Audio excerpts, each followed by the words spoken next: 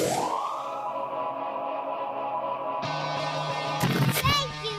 you, gentlemen and guns. Coming. Hey guys, we got 3 weeks of amazing podcasts coming up, leading up to the premiere of my show, Trip Flip, on Travel Channel, June 2nd at 8 p.m. Write it down right now. Tell your wife, tell your friends, tell a stranger. Please, everyone watch Trip Flip on Travel Channel, June 2nd at 8 p.m. A double premiere episode. I think it's Louisiana and Michigan. Amazing show. So, I'm bringing podcasts all this week, all next week. I'm at home on sabbatical. I am not boozing. I am eating healthy, I am working out, and I am podcasting. I've got big names lined up. I know I got Felipe Esparza coming over in a matter of seconds. We got Jim Jeffries, Neil Brennan, Todd Glass. I'm forgetting names. Those are the guys that I still haven't booked yet. But I have a bunch of people booked. Doug Benson's booked. It's going to be amazing. I'm going to drop them all for you because that's what this is, a free promotional tool. So use it wisely, listen to it, enjoy it, but then watch my TV show.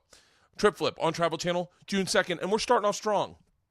I got off the plane yesterday, had to drink a couple IPAs during this because I had an early flight, and I had an absolutely hilarious conversation with the always funny, from Sullivan's son, Owen Benjamin. Enjoy, everybody. Go to birdbirdbird.com. Get a shirt, get a book, something. I love you so much. Oh, my God. This is the Birdcast. Yeah. Because it's like right next to the 90s, so it's like doesn't add too much time. Oh, and how are you on the road a lot right now? Yeah, LAX. It's right there. It's the best, dude. Yeah. My fucking ride in from the... Talking that mic? Yo. Yep, we're good. My ride from the airport today... I might start drinking. I've been drinking all morning. Love it. So, my ride from the airport today was a fucking beast. It was like fucking forever. You got to move to Marina Del Rey. Let's be neighbors. I do. Well, when my wife and I are talking about it, because Segura lives down there. And down around there, I don't know, like Redondo or Segunda or something. It's all right next to each Yeah, other. and I was like, and we were talking about it, and I did Dave Williamson's Gundo Comedy Festival. Yeah. I did that, and so I was like, oh, maybe I'll go check it out. And it was cool as fuck. That whole area down there is great. It's so insane. But it's so perfect for you. You still single? No, I got a girl. Really? Yeah. Your love life's always been fascinating to me. Yeah, I'm psychotic. No, yeah, no, I'm with a girl now that's really awesome. I bet she's gorgeous. Yeah, she's I'm sweet. dying to see what she looks like. Yeah, no, You're one of the few people that I'm like, oh, he's definitely with a 10. Yeah, she's great. Do you live the beach lifestyle down there? Yeah, because everyone like has been giving me compliments that I've lost weight almost in like an AIDS. You look way. good. No, you look good. Yeah, but you do look good. Yeah, but people are like, "Are you okay?" I'm like, yeah. And it's because like when people hang down there, it's usually active shit. Yeah. Like people like, when I lived in West Hollywood, it's always like, let's black out. And there it's like, let's play volleyball. You can still drink, but you're moving at least. Yeah. So that's it keeps you more slender, I think. Joey Diaz and I'm starting a cleanse tomorrow morning. Nice. And Joey Diaz is like my cleanse partner, although he doesn't cleanse. I just go, and we live near each other, so we'll walk to each other. And so he calls it the DUI workout because we don't hilarious. drive. That's so awesome. It's like walking a quarter of a mile to go to get coffee together and then walking a quarter of a mile back. That's awesome. Yeah, cleanses are pretty. I eat like a pig, man. I eat like ice cream. People are always like, yo, I got a blender. What do I blend? I'm like, bro, I eat like a fucking pig. Wait, where are you from?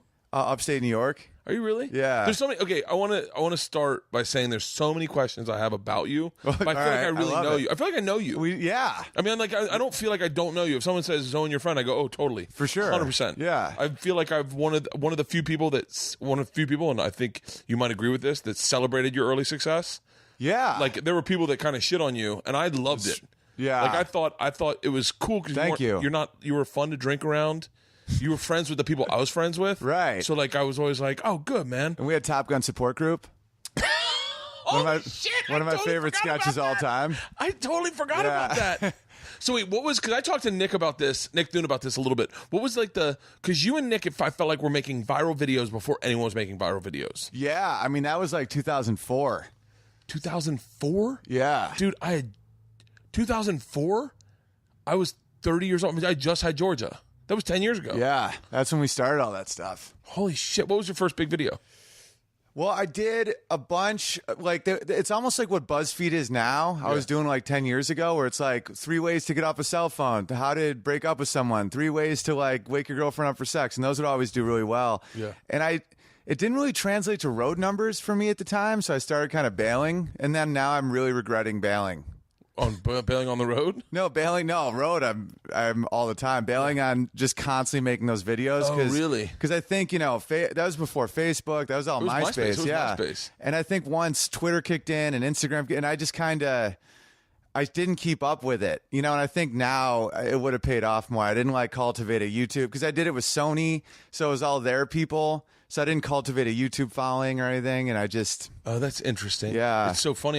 Can I tell you and I love like the small 6 degrees separation of these things. Right. I don't know if you remember this at all, but I remember we went to Aspen together, not together, but at the same time. Right, that was a blast. And I ran into you and Jordy, and you guys both had North Face jackets. Yeah. And I remember saying something to you, and you were like, it was like we were in a ski shop together, just ran into each other.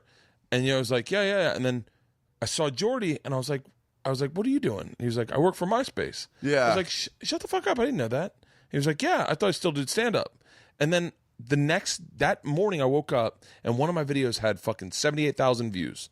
And I was like, what the fuck? And then I think Jordy hooked it up. Yeah, and I ran into you guys the next night, and you're like, Jordy hooked it up. Oh, totally. Yeah. People used to always say it to me. They're like, why? It would be like Dane Cook, Carlos Mencia, and me would be the top. Yeah. And it was one of these three is not like the other. It's the non-fate. I was a fraction of those guys. And it's why are my hits so high? It was because of Jordy. Yeah, Jordy was and I remember... He was the godfather of MySpace. I remember thinking to myself, that's so crazy that I just bumped into Jordy, and now all of a sudden fucking 7 I remember sitting, my dad going, buddy, something's going on with your career. I go, no, that can't be it. That's hilarious. Yeah, he would do that to me. I'd get 800,000 views. He'd put me on the front page for a week. Yeah. But because it was give and take, because I would keep making videos. Well, first of all, it wasn't give and take. With me, it was probably give and take. It was like an offering of hey man, I ran into you yesterday. With you, your videos were really good. Oh, thanks, man. I remember saying to myself, because I tried to make videos when my hour came out in 2009. Yeah. And I remember thinking at one point, I was like, I don't think I ever paid Owen. I always say you and Nick at the same time. So I felt like you guys were always in videos together, or I always saw you guys hanging out together. I was like, I never paid them enough respect for how fucking good they were at writing sketches, because it's really hard to translate comedy. Comedy on stage for me is easy. Right. It just seems just a little louder, or yeah. And I'm not saying that I'm a hack, but it's on stage I can translate it better. Well, because you're an alpha male and you just kind of do that. It's like Scorpion the Frog shit. It's you just command rooms. I'm facing that with I'm trying to write a book now, and it's hard to put it in words because stand up a lot of times sounds really aggressive and intense when you don't say it the right way. Yeah. It's like that Lenny Bruce scene in that movie when he'd be in court and they're like, you said blah, blah, blah. And he's like, you're not saying it right. I'll write pages and people are like, this isn't funny. This is really intense. And I'm like, but when I say it on stage, people laugh. Wait, what do you want to writing a book about? Well, I'm starting to figure out the tone, but I want to write it about the male mind. It's called Did I Do Good? Yeah. About how how much a lot of times people look at men and see something kind of annoying or aggressive or whatever, and they're just seeking someone's approval. Where it's my whole life is about seeking approval. Me too. Everything I do is seeking approval. It's and I want the cover to be a dude holding a fish and flowers. Because the fish trophy is so male. It's did I do good? Is this good fish? It's you can buy a fish for $3. Yeah. It's it's good fish, and I'm working on it. I'm doing a bit about that now about how dick pics. It's they seem so aggressive, but they're actually just a dude being is the dick good? Is that a good dick? Look, I got it hard. Do you like the dick? And it's dudes are just soldiers, man. It's you see World War I footage of they're run into the machine gun, and they're so we're gonna die, and they're yeah. It's all right, I gotta do good. It's we just do whatever the fuck people we're just trying to seek that. And I'm like that with my girlfriend a lot. I'll just look at her and be just don't be mad, okay? Tell me what to do so you're not mad. Yeah. And now that I'm in a long-term relationship, it's I see that more, and that's what I want to write the book about. That's great. Oh, it's so much better than I wrote a book. I don't know, it's floating around here somewhere, but about my stories about my life, and I think very candidly, I can say this. I'm sure my editor's listening, but I was not comfortable with selling it because I felt like I was arrogant. I felt like I was bragging but because I wrote a whole I remember Duncan. Right. You know Duncan Trussell? Yeah, of course. Duncan is the sweetest human being alive. But sometimes, Duncan will say things to you that are very real. They're very real because he thinks it about himself. And why wouldn't he share what he thinks about himself with a friend? Right. And he was like, he was talking to me about, this was like right when I got done writing it. We walked by where we just walked in and all my books were up there. And he's like, I don't know, I want to write a book, but am I as good as all of them? Do I belong up there? And I was like, oh, I don't fucking belong up there. I remember real quick going, I don't belong. And he wasn't meaning it like that, but I was like, I don't belong up there. And I was like, and he's like, Bert, do you ever think you got Ernest Hemingway sitting in your living room and you just let him sit there? And I was like, fuck, man. And it just got real cerebral. Right. And then the whole selling of the book made me uncomfortable because I felt like I was bragging. I've never been a braggart, although I will tell you about myself. Right. I'm not a braggart. In what way was it bragging? How is it? Just oh, I'm the coolest guy around, man. I'm fucking robbed a train in Russia and fucking... Oh, but that's awesome. Yeah, but I know, but I don't know. After doing it 35 times from 4 a.m. in the morning until fucking 10 a.m., you just get to a place where you just have said it in rote and you're like, I'm a fucking phony. Because I'm really just a guy sitting naked in a robe in a man cave. Yeah, but just write that too. Yeah, it's the combination that's funny. I'm interested. I'm thinking about writing another book, but it's neat to hear where you're coming from with yours. It's neat to hear where your head's at. Right. Because I think that's well, I was gonna write one that was too cerebral. I have a podcast called Why Didn't They Laugh?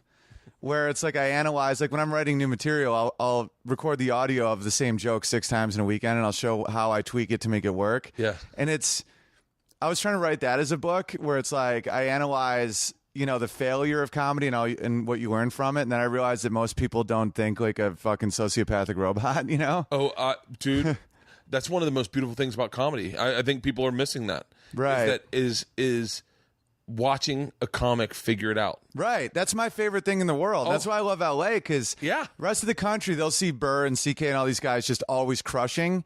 And it's we get to see, in New York and LA are pretty much the only 2 cities, you get to see them working on it. Where it's the best joke crafts people still have to figure, they're why the fuck didn't they laugh? Oh, dude. And then you're oh, well, maybe it's because of this.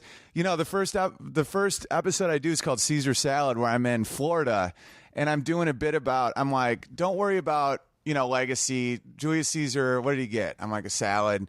And I do Earl of Sandwich and no one's laughing. And I'm and then I find out that there's an Earl of Sandwich chain of sandwiches, so they thought I was talking about Quiznos instead of a fucking point. Yeah. And then that's the first episode I did where I just and then I'll analyze black crowds and white crowds and mixed crowds and Asian crowds, and it's just I love that quality of comedy. I love when you can. I've said this. This is going to sound cocky, but I've said this to audiences. I'll think of a thought in my head that's very funny, and then I go, "That's not right for this crowd." Totally. And they'll go, "Just say it." I'm like, "No, I actually know you better than you know yourself." I do the same thing. That's not cocky. That's just honest. Yeah, I go, "I know you better than you know yourself. I do this for a living." Right. And trust me, you're gonna not like what I'm saying. Be this is for participators, and you guys are consumers. Yeah.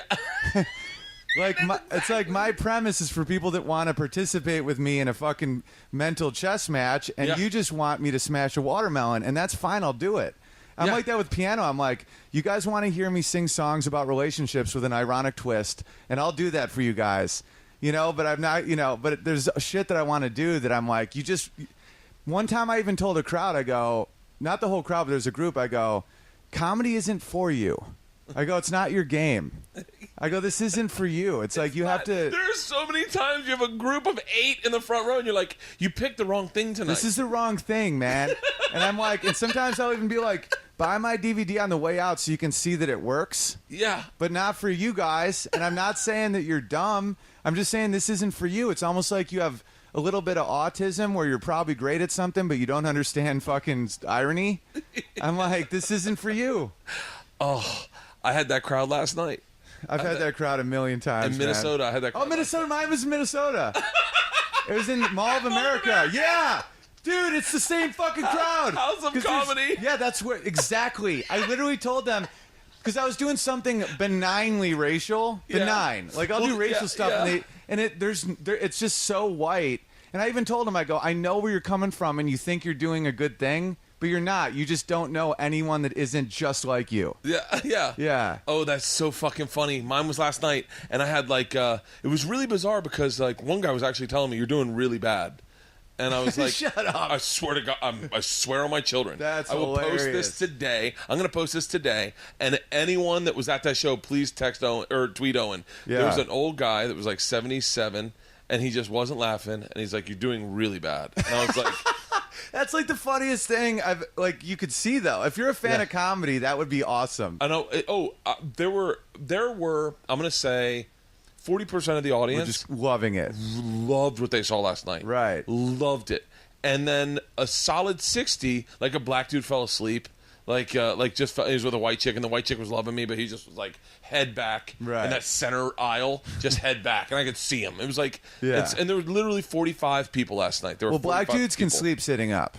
Dude, don't get me started about black people sleeping. They nap. They can nap within literally 1 minute. I used to have a joke that everyone groaned at. Everyone fucking groaned at. And it never worked. And I said, you guys want to hear a brand new stereotype? Not even out yet. I got this brand new stereotype that I witnessed because I'm perceptive. Black Right. people have the ability to fall asleep anywhere. It's a fact. And everyone would groan. Let me tell you something. That fucking black dude fell asleep in the cargo part of the Alaskan Airlines. And that shit kills now. Right. And they're like, everyone's like, yeah, I guess we can fall. Like, and brothers, no black man has ever said, yeah, I have a hard time falling asleep. Oh, dude, Roy Wood Jr. When we were shooting Sullivan and Son, like we'd have a 10-minute break. He'd get 9 minutes of sleep. Like it takes me like a half hour to an hour to like wind down. I have to have like my environment perfect. What a great cast that was. I'm being serious. I know how talented you are, right? Roy's insane. I didn't never realize how The talented best. he is. Oh my god, he's like one of my favorite comics alive. I fucking hung out with him one day. I went the day you didn't do stand up live. Yeah. We went and did. I was casting for Trip Flip, and we went and I did a guest set on the show. Oh, that's awesome. Everyone fucking murdered. Ahmed, Roy, Steve, and I was like, what a talented fucking cast. I guarantee you, 7 years from now, everyone's going to look back and be searching to buy those DVDs. Yeah, I mean, it's just Steve is insane, and he's one of the most giving people. Beyond giving. I mean, Steve's just. I mean, I'm reading a book right now called "Givers and Takers." Yeah. And it's good to see that like givers actually do better in life. And Steve's like one of the biggest givers I've ever seen. Ever. He's I'll say this without sarcasm or anything. He's one of my favorite human beings around. Fact. And it's interesting the way he lives his life because he does make money and he is focused, but he's also very like not focused about money. Like he goes, look. Like were you guys doing that tour? I don't know what the deal was, but I know. No, he I could know have how made finances he could have work. made 4 times more could have made money. 4 times we money. were breaking even. Like we Yeah. weren't even profiting, and that was to bump up the ratings and to make sure because he insisted that we all went, and his agents were like, "Just make it just you," and he could have made like a ton of cash, and he didn't. I know exactly how much money he could have made because I know how much money you guys were probably making, and that could have all been his.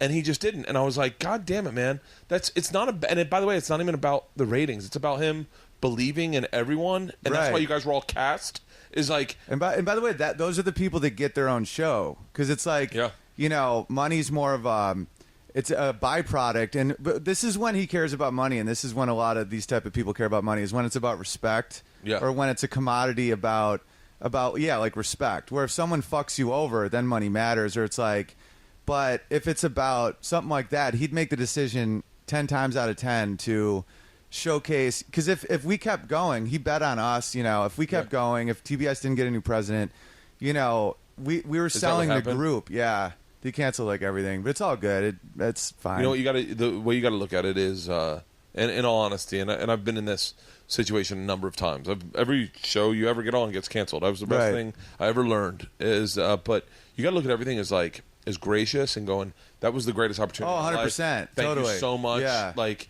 it stinks that it's not going forward, but if you ever need me for anything, like when the day I got this man cave, Travel Channel called me and told me Bert the Conqueror was canceled. And I remember having being bummed and a little heartbroken. But I remember my wife, I just done Letterman, oddly enough, and my Right. wife brought out a Letterman coffee mug full of coffee. And she said, what's going on? I said, Bert the Conqueror just got canceled. And she's like, why? And I was like, you know what? It doesn't matter why. I'm just grateful to have had that experience and get all this, and now it's time to move forward. Totally. And it's like, it's the greatest feeling. And then let me tell you something. Birth Conqueror starts up again in fucking 2 weeks. They picked it up after 2 years of being canceled. They just called up and they're like, hey, you want to do more? Amazing. And so, and I write it off to greatest lesson I ever learned is to just be like, your feelings are hurt. You're bummed out. Don't say anything. Just sit there and go, you know what? This is part of the business. I get it. And it's like, and I've been working for the network for 6 years. It's like the fucking greatest thing ever happened. Yeah, and it's like, especially if they cancel it, sometimes it's like they know something you don't. Yeah. Because if they do you the respect and let you be yourself and you be funny, you have to give them the executive respect and, you know, not ask a ton of questions if shit gets canceled. Yeah, I'm not that guy. Like, I'm not. Steve probably is actually more this guy, but Steve's a little more business heavy. I'm not the guy that ever asks about ratings. I never ask about ratings. I don't Right. want to know ratings. I go, hey, if you're airing it next week, I guess the ratings are okay. Right. And if you're not, then I guess we're getting canceled. I'm gonna have to have a beer. I'm sorry. I'll do it. Hell yeah. Oh, I think this is fucking flat. I think this might be flat. No, I mean, my goals in life are so low that everything's just gravy at this point. You know, I just wanted to have what like are a your car. goals in life? What are your goals in career? Like, let's start with life, because I always find a guy like you is like, you're not like the regular comic. You know, you're not like there's two things interesting about you that I don't think anyone know, but like, you're amazingly charismatic in life. Like, you're the kind of person that every shopping attendant that's wants to wait on. Because you just will make them smile. But it speaks volumes about your career, because your career has been pretty fascinating to watch. Like just to hear you go, oh, I'm doing this or I'm doing that, but it says a lot about you. It's like you're very charming and you're very personable, but you're also extremely talented. And so I'm always fascinated, like, what someone like you wants to do, if you're focused about what you want to do, or if you just go, you know what, wherever my nose takes me. Yeah, I think it's like I like completing small tasks. It's kind of like the "did I do good" thing. Yeah. Where that's why people are like, "Oh, you're so talented at the piano." I'm like, no. I mean, it's almost like a Malcolm Gladwell book. You ever read? Fucking obsessed with Malcolm Gladwell. Yeah, it's when I was reading that Outliers book, I'm like, exactly. I'm like, it's not about like talent. It's not like, it's almost like speaking a language where I just put in the hours. I would hear a song and just, I have like an obsessive quality where I'm like, Yeah. I have to figure out how to play this, and I would just do it for hours and hours and hours, and that's why I can play the piano. And people are like, you know, you have that knack, and I'm like, no, I just focus very short. Ironically, I think I've been fairly successful in life just because my focus is so shallow. Like, I'm really thirsty. Like, you know, I'm very like in my immediate surroundings. Yeah. So I don't really have goals. I never really. I was like, oh, me and Thune have a camera, you know, and it would just be that simple. It would never be this like master plan vibe. And I think that's one reason why. You know, thanks for saying that. I don't want to sound cocky, but people like being around me. I think because I don't have that like. Sometimes you're around someone and you feel like that manipulative pull where it's like, what do they want from me? They're looking over your shoulder. If someone walks in, they stop talking to you. Yeah. You never. And it's one of the things I said that, like, I liked you, is I never felt like you had that. Like, I remember distinctly. I remember the first time I saw you on stage, and I was like, I saw you and Thune at the same time, and Swartzen was in the back, and they're like, they're fucking hilarious. And then we went out, and I think the three of us sat out at the bar and drank. Or the four of us. I mean, I don't know if Nick did, but I remember me, you, and Nick did. Yeah. And I remember just being like, oh, he's too young to know that he shouldn't be talking to us. He should be looking over our shoulder. And then, like, a year later, you're still just the same person. And then I remember I ran into you one time, and you were like, I think we had a conversation about money and buying houses or something. But it was like the most. Do you remember this? It was like a very honest. You're like, hey man, what am I supposed to do with money? Like, and I was like, I don't know, man. And I was like, I don't know. I tore through mine. Right. You're like, I know, but should I buy a house or something? Right. So that's so true. Because my parents are both professors, so they're very like. You know, they gave you the hope of like you deserve to do whatever you want. Like, life is fucking yours. Yeah. But they don't have any money, so it's like, oh, we don't know what to do with money. Oh, it's like, but you should take like whatever you want, do. Yeah. Because I think that's what a lot of what makes people poor is just that attitude of like that you should be poor. It's my wife. Yeah, where My wife is that right. way. And I'm different in that I didn't grow up with I didn't grow up personally with money, but I didn't grow up without money. Right. And then when I left for college, my dad did have money. Right. So, but my dad never made me stress about money. So whereas he might have been in the red every fucking month, I never worried about money, and I always just assumed we had it. Yeah. And so I always have lived my life like it'll show up, money will show up. That's the way to do it, because then it just does show up. Yeah.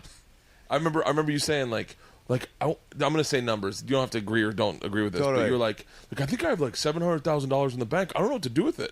And I was like, oh, I spent that. That's gone. That's gone, buddy. and I was like, yeah, you should definitely buy a house. You're like, what do I like? But no, but like, what if I don't get another job? And I was like, oh, I don't know. Right. No, I spent that. I got 2 kids, and I'm in that moment right now. My next wave of income, I did get a condo, and then I got another condo, so I'm renting out one condo. Ooh. But that $700 that went. That was what was it? Wait, did you really? Was that a real number that you said? It was probably closer to like 500 or 550, and I didn't understand our tax structure. So yeah, that I just tore through that. Because I think if wait. If taxes didn't exist, I budgeted well if taxes didn't exist, but they do, and the way we're taxed is like later, like you get this check, and then like 6 months later they're like, hey guys, you got to give us half of that shit, and you're like, oh, now I'm back to zero. Georgia, the birth of Georgia, my oldest. I had gotten Bert the Conqueror. Hurt Bert. I was making $16,000 an episode. Fucking, that's awesome. 6 episodes. Fucking greatest. Yeah. And I was like, done. I was like, oh, breathing room. Yeah. Like, and I'd had all this money before, and I was like, and I literally had like, I mean, no one likes when you talk numbers, but I don't give a fuck. Yeah, I had totally. like $500,000 before. Now I got this another chunk of like fucking like 60 grand or 80 grand, 90 grand, whatever it is. And I'm like, oh, I go, you know what? I'm going to take 2 months off before George is born so I can see the birth. Yeah. And my business manager calls me like a month and a half before she's born. He's like, you're out of money. I was like, what? And he's like, we had to pay taxes. You have no money left. Right. I remember calling my dad. That's happened to me so many times. I called my dad and I go, Dad, I'm out of money. And he started laughing and he goes, welcome to being a man, and just hung up. Yeah. Oh, dude, because a lot of people don't realize that we also pay, agent, manager, business manager, lawyer, and the government. So we get like the smallest part of our checks. Oh, do you know who introduced me to that? Do you remember Rob Cantrell? Yeah. Rob Cantrell one time goes, we're talking about featuring. I was getting $700 a week featuring for Jay Moore. Right. And Rob Cantrell's like, I can't fucking live off this. I go, it's not that bad. And he goes, we got to give half to fucking Barry and our agents. And I was like, I haven't been paying them. Oh, that's hilarious. And I literally was like, fuck. That's hilarious. And I was like, I remember going home to my wife going like, hey, just giving you a heads up. We're going to get a big bill coming in the mail. Oh, dude, it comes so late. Yeah. Like sometimes I'll see in magazines, it's like, oh, this actor gets $20 million for a movie. I'm like, oh no way, they just got $6 million for a movie. Yeah.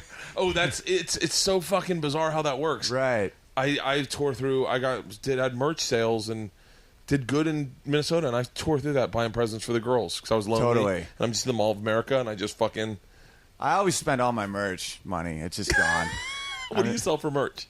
Bumper stickers that say full bellies, empty balls with a peace sign in the middle, because I do a bit about how that's, it's my reaction to the hipster war is not the answer, because they don't give an answer, so I now give an answer where it's like no man will go to war if he has a full belly and empty balls. Yeah. And that's the way to bring our men and women home from Afghanistan. Yeah, that's about draining balls. Stannis Baratheon, I think, said that. Yes, he did. Stannis.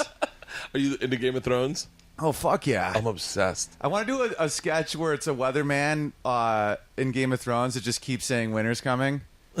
And they're like, no, but like, what's the forecast? They're like, winter's. It's like, you've been saying that for 3 years. The North never forgets. Right. It's like, after 3 years, apparently winter isn't coming. Yeah. It's, do you watch Black Sails? First season, yeah. Second season out yet? Oh, yeah. And it's fucking amazing. I love Black Sails. I love Stars. Yeah. Me too. Boss was sick. It's interesting. Do you remember when you started? Was this business set up when you started that there were certain networks you just probably wouldn't work with? You're like, I don't know. I'll pass.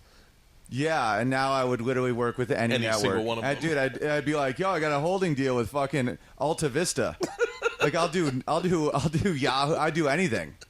like a website. I'd be like, yo, YouPorn's gonna they're gonna let me write a fucking sitcom. I wish that it was okay to do porn. I think you can make funny fucking porn. Hilarious, dude. I think about that all the time. Hilarious. Porn. How about this for a porn? It's just a porn, like a straight porn, and that just keeps cutting to the dogs watching. Because my dogs always watch me have sex, so it's like, and you're like bang, and then you just look over, and they're just staring at you. Yeah. It's just like on the corner of the bed, like it's just a straight up porn, and then it just cuts to the dogs. I smacked Leanne on the ass one time. This is when Pris was like a year old. She was like 130 pounds. Yeah. A year old. And I smacked Leanne on the ass one time, and Priscilla was like, that's not happening in my bedroom. Right. And Priscilla went after me. And it was for the funniest fucking 5 seconds. Like, I got really scared. That's super funny. Yeah, like, you know what's so crazy? I watch so much porn these days. I'm actually going to try to stop this month. But, like, have you ever seen Backdoor Casting Couch? Yeah. If you watch enough of it, he sounds like Jon Favreau. Like, it sounds like John. Is there a chance it is Jon Favreau? I'm praying to God. By the way, I would recognize this guy in a gym locker room with his distended belly button and his fucking and his shoulder surgery. That's and hilarious. I recognize his dick. I recognize that guy. I've never seen his face, but I could pull that guy to a fucking naked lineup. That's hilarious, dude. What are you on the road a lot now? I'm shooting a show for Esquire for 2 weeks. What is it? It's called United States of Burger, about finding the best hamburger.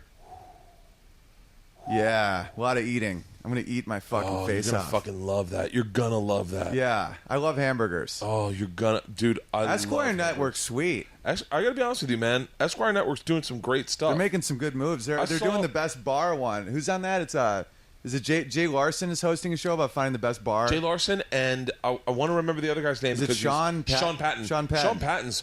And there's no look. I can break down things as a guy who's been hosting unscripted reality for fucking the majority of my career. Right. I can break down things and tell you why things are good. Jay is a fantastic host. He gets all the information that the producers need out in every conversation. Sean Patton is fucking hilarious. Sean Patton is unhinged. He has no job in that show except to have a good time. And I literally watched it the other night, and I was like, this is a great fucking episode. I'm watching two guys drink. Sean Patton is killing me because clearly Jay's been talking to the producers and Sean's been drinking, and then all of a sudden these girls come over and Sean's fucking hilarious with the two of them. Right. You got some advice for me for unscripted hosting? 100%. I could tell you anything you need. Well, we're not going to give it to you here. That's free. Tap. Oh, yeah. That's a good point. I'll tell you what. I legit just forgot I was holding a microphone. I'll tell you the honest truth. This is what Esquire wants. Okay. They don't need it to be funny. Okay. So don't worry about being funny. Right. You'll be funny in being yourself. Yeah. And a lot of it is just and don't worry about getting the information out because that's all going to be covered in voiceover. It's if you're just have a good time in the moment. Right. The one thing I've found is that if you seek out passion in other people, then the segment's fantastic. Right. So when you talk to the guy about burgers, or like I talk to the guys about rock climbing. Yeah. I just listen.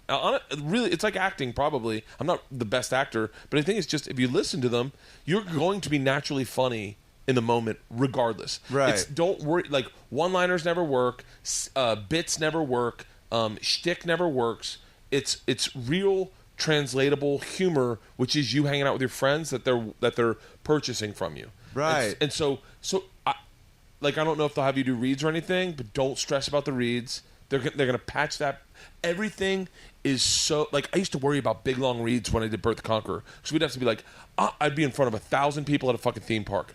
I'm Bert Kreischer. I'm here in Cedar Point, Ohio, to do the Fearsome Foursome Challenge, to ride the 4 fastest, and I'd have to do it. It was like a paragraph of dialogue. Right. And I used to get so fucking nervous about it.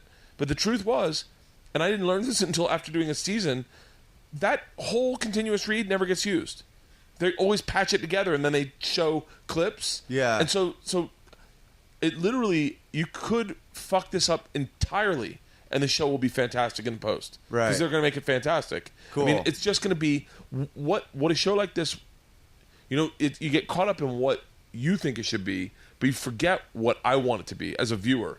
I just want to see a guy enjoy a fucking burger and tell me where to go to get it. That's it. Yeah. And if you can make me giggle in your analogies, the hardest part about what your job is going to be is describing the burger, because they're going to want you to describe what you're tasting and what you're enjoying and why you like it. So what I've always done in that if you want, I'll send you some of my food stuff. But I swear to God, I always, I mean, not to give it away, but like I always skip trying to describe it like a chef and just describe it in like words like, oh my God, this is like the first time you held hands with a chick. Right. Like for me, that always works best to describe like the moment for me, as opposed to getting into like, because I'm not Andrew Zimmern and I'm not Anthony Bourdain and I'm not anyone like Adam Richman. I can't go like, it's the nuttiness that I like, or it's the cumin. Right. You know, oh, there's horseradish in there. Like instead of I taste horseradish and I go, God, I feel like I'm getting bucked off a Bronco, but that's the taste. You know what I mean? Yeah. And I think an eating show that, especially burgers, man, you're talking to all of us, like all of us.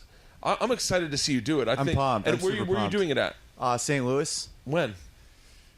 I leave Friday. Are you serious? Yeah, I'm doing the Hollywood Improv Thursday. If you want to just hang out, it's because I'm gonna have like a birthday hangout Thursday at 8, and then I go do this for a week in St. Louis, and then I'm closing out at the Chicago Improv in Schaumburg. How many are you doing? Just a pilot? Or are you doing a series? 6 episodes. Oh, fantastic! Yeah. Well, here's the other thing: is that you'll shoot 6.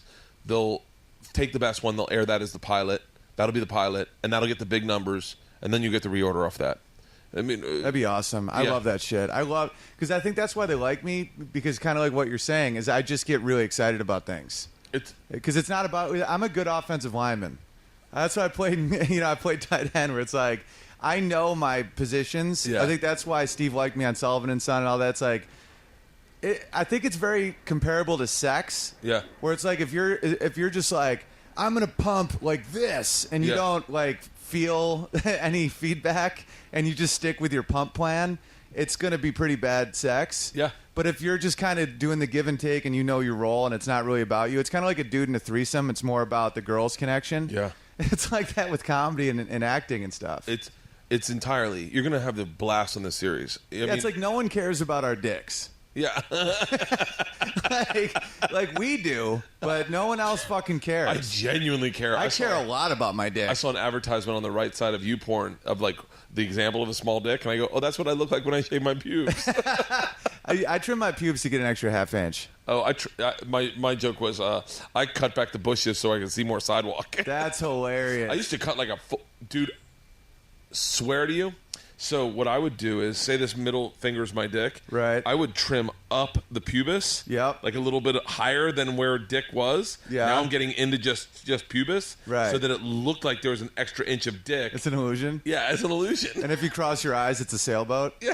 I used to take it one further. I used to do when I was skinnier, like probably like 190. Like I would draw in in magic marker. I would draw like a sunrise. I shave it down to like a 3 or like a 4 or 6, and I'd draw a sunrise, and then I'd trim everywhere that wasn't marker. Then I'd wash off the marker, and it looked like I have a sunrise. And then girls would see the sunrise and not the dick. Are you serious? I swear to you, all my children. That's incredible. Like you have like legit artistic. I'm extremely artistic. Like I really genuinely believe I'm one of those guys, but I'm not like artistic. Like I couldn't draw a sunset, but I could trace the fuck out of one. Like Yeah, it's almost like autistic. Like I'm the same way, where where we'll just really commit to a task. Yeah. It's like me and piano. Everyone's like, "Oh, it's so artistic." I'm like, "I think you mean autistic." Oh, because I'll play the same fucking thing for 9 straight hours, and that's why I'm good at it. Leanne, my wife, makes fun of me because I trace. I like tracing. Tracing's awesome. It calms me down. Yeah. And she's like, that's a waste of your time. I go, no, it's not. I'm having anxiety, and now I'm just tracing an owl. We just need tasks. Yeah. It's part of my book. It's about, we're task oriented. So now where are you in writing the book? Just outline. I'm trying to write passages now. I think there's, it's stuff that needs to be said. I think a lot of fighting in relationships are based around women not understanding that we just need to be told to do something, and then we'll seek your approval. How many chicks have you dated since you got to Hollywood? Dated? Like serious? Serious? 3.5 to like 4, probably. Are you a monogamist, or are you one of those like? Now I am. I didn't used to be. Really? Yeah, I used to hate monogamy. But now I like it. Just I think tear it's through pussy for a while. I would get so sick. I just would get so sick of people. Like I Really? would, I would be like, why not just keep crushing, And now I see, like, and I'm not just saying this. I love that phrase. Why not just keep crushing? just crush. Yeah, it's like it's just adventure. I didn't want anyone holding me back from any type of adventure. Yeah. Whether it's because a lot of times it wasn't even about other women. It was just like, don't ever tell me what I should do. Like I want to do anything I want at any time. Oh. Because girls would even like, you're at the Improv till 4 a.m. It's like, yeah, like that's what I wanted to do. Like don't ever say not to do that. My buddy who's passed, who I've talked about a bunch on this podcast, was identical to that. Right. And he used me and him. I remember he used to get obsessive compulsive about crushing leaves under his foot. Like he loved, like when there were leaves on the ground, he loved stepping on leaves and talking. And he's one of the most interesting human beings I've ever met in my entire life. And I remember me and him came up with this analogy that you can't stop a horse from running. Totally. Like we like to, and it was this analogy of we were horses on the top of a mountain, and we just like sprinting up to the side of the mountain and stopping right at the edge because we knew our own strength. And then the women came up. I haven't talked about this in forever. Women came up with like apples and carrots to try to tame the horse and pet it. And you're like, yeah, but you got to understand that when you go to run, like you want to watch us run. You saw us running. That's what you saw. Yeah. And then all of a sudden you just are like, why do you run anymore? Now, next thing you know, the joke was, next thing you know, you go to run and she pulls the reins back. She's like, oh, we don't do shots at a child's party. And you're like, what the fuck? Well, yeah, and the craziest thing is that a lot of dudes don't realize is if they give in to that, then a lot of times the women aren't attracted anymore. Because what they liked about you was that vibe.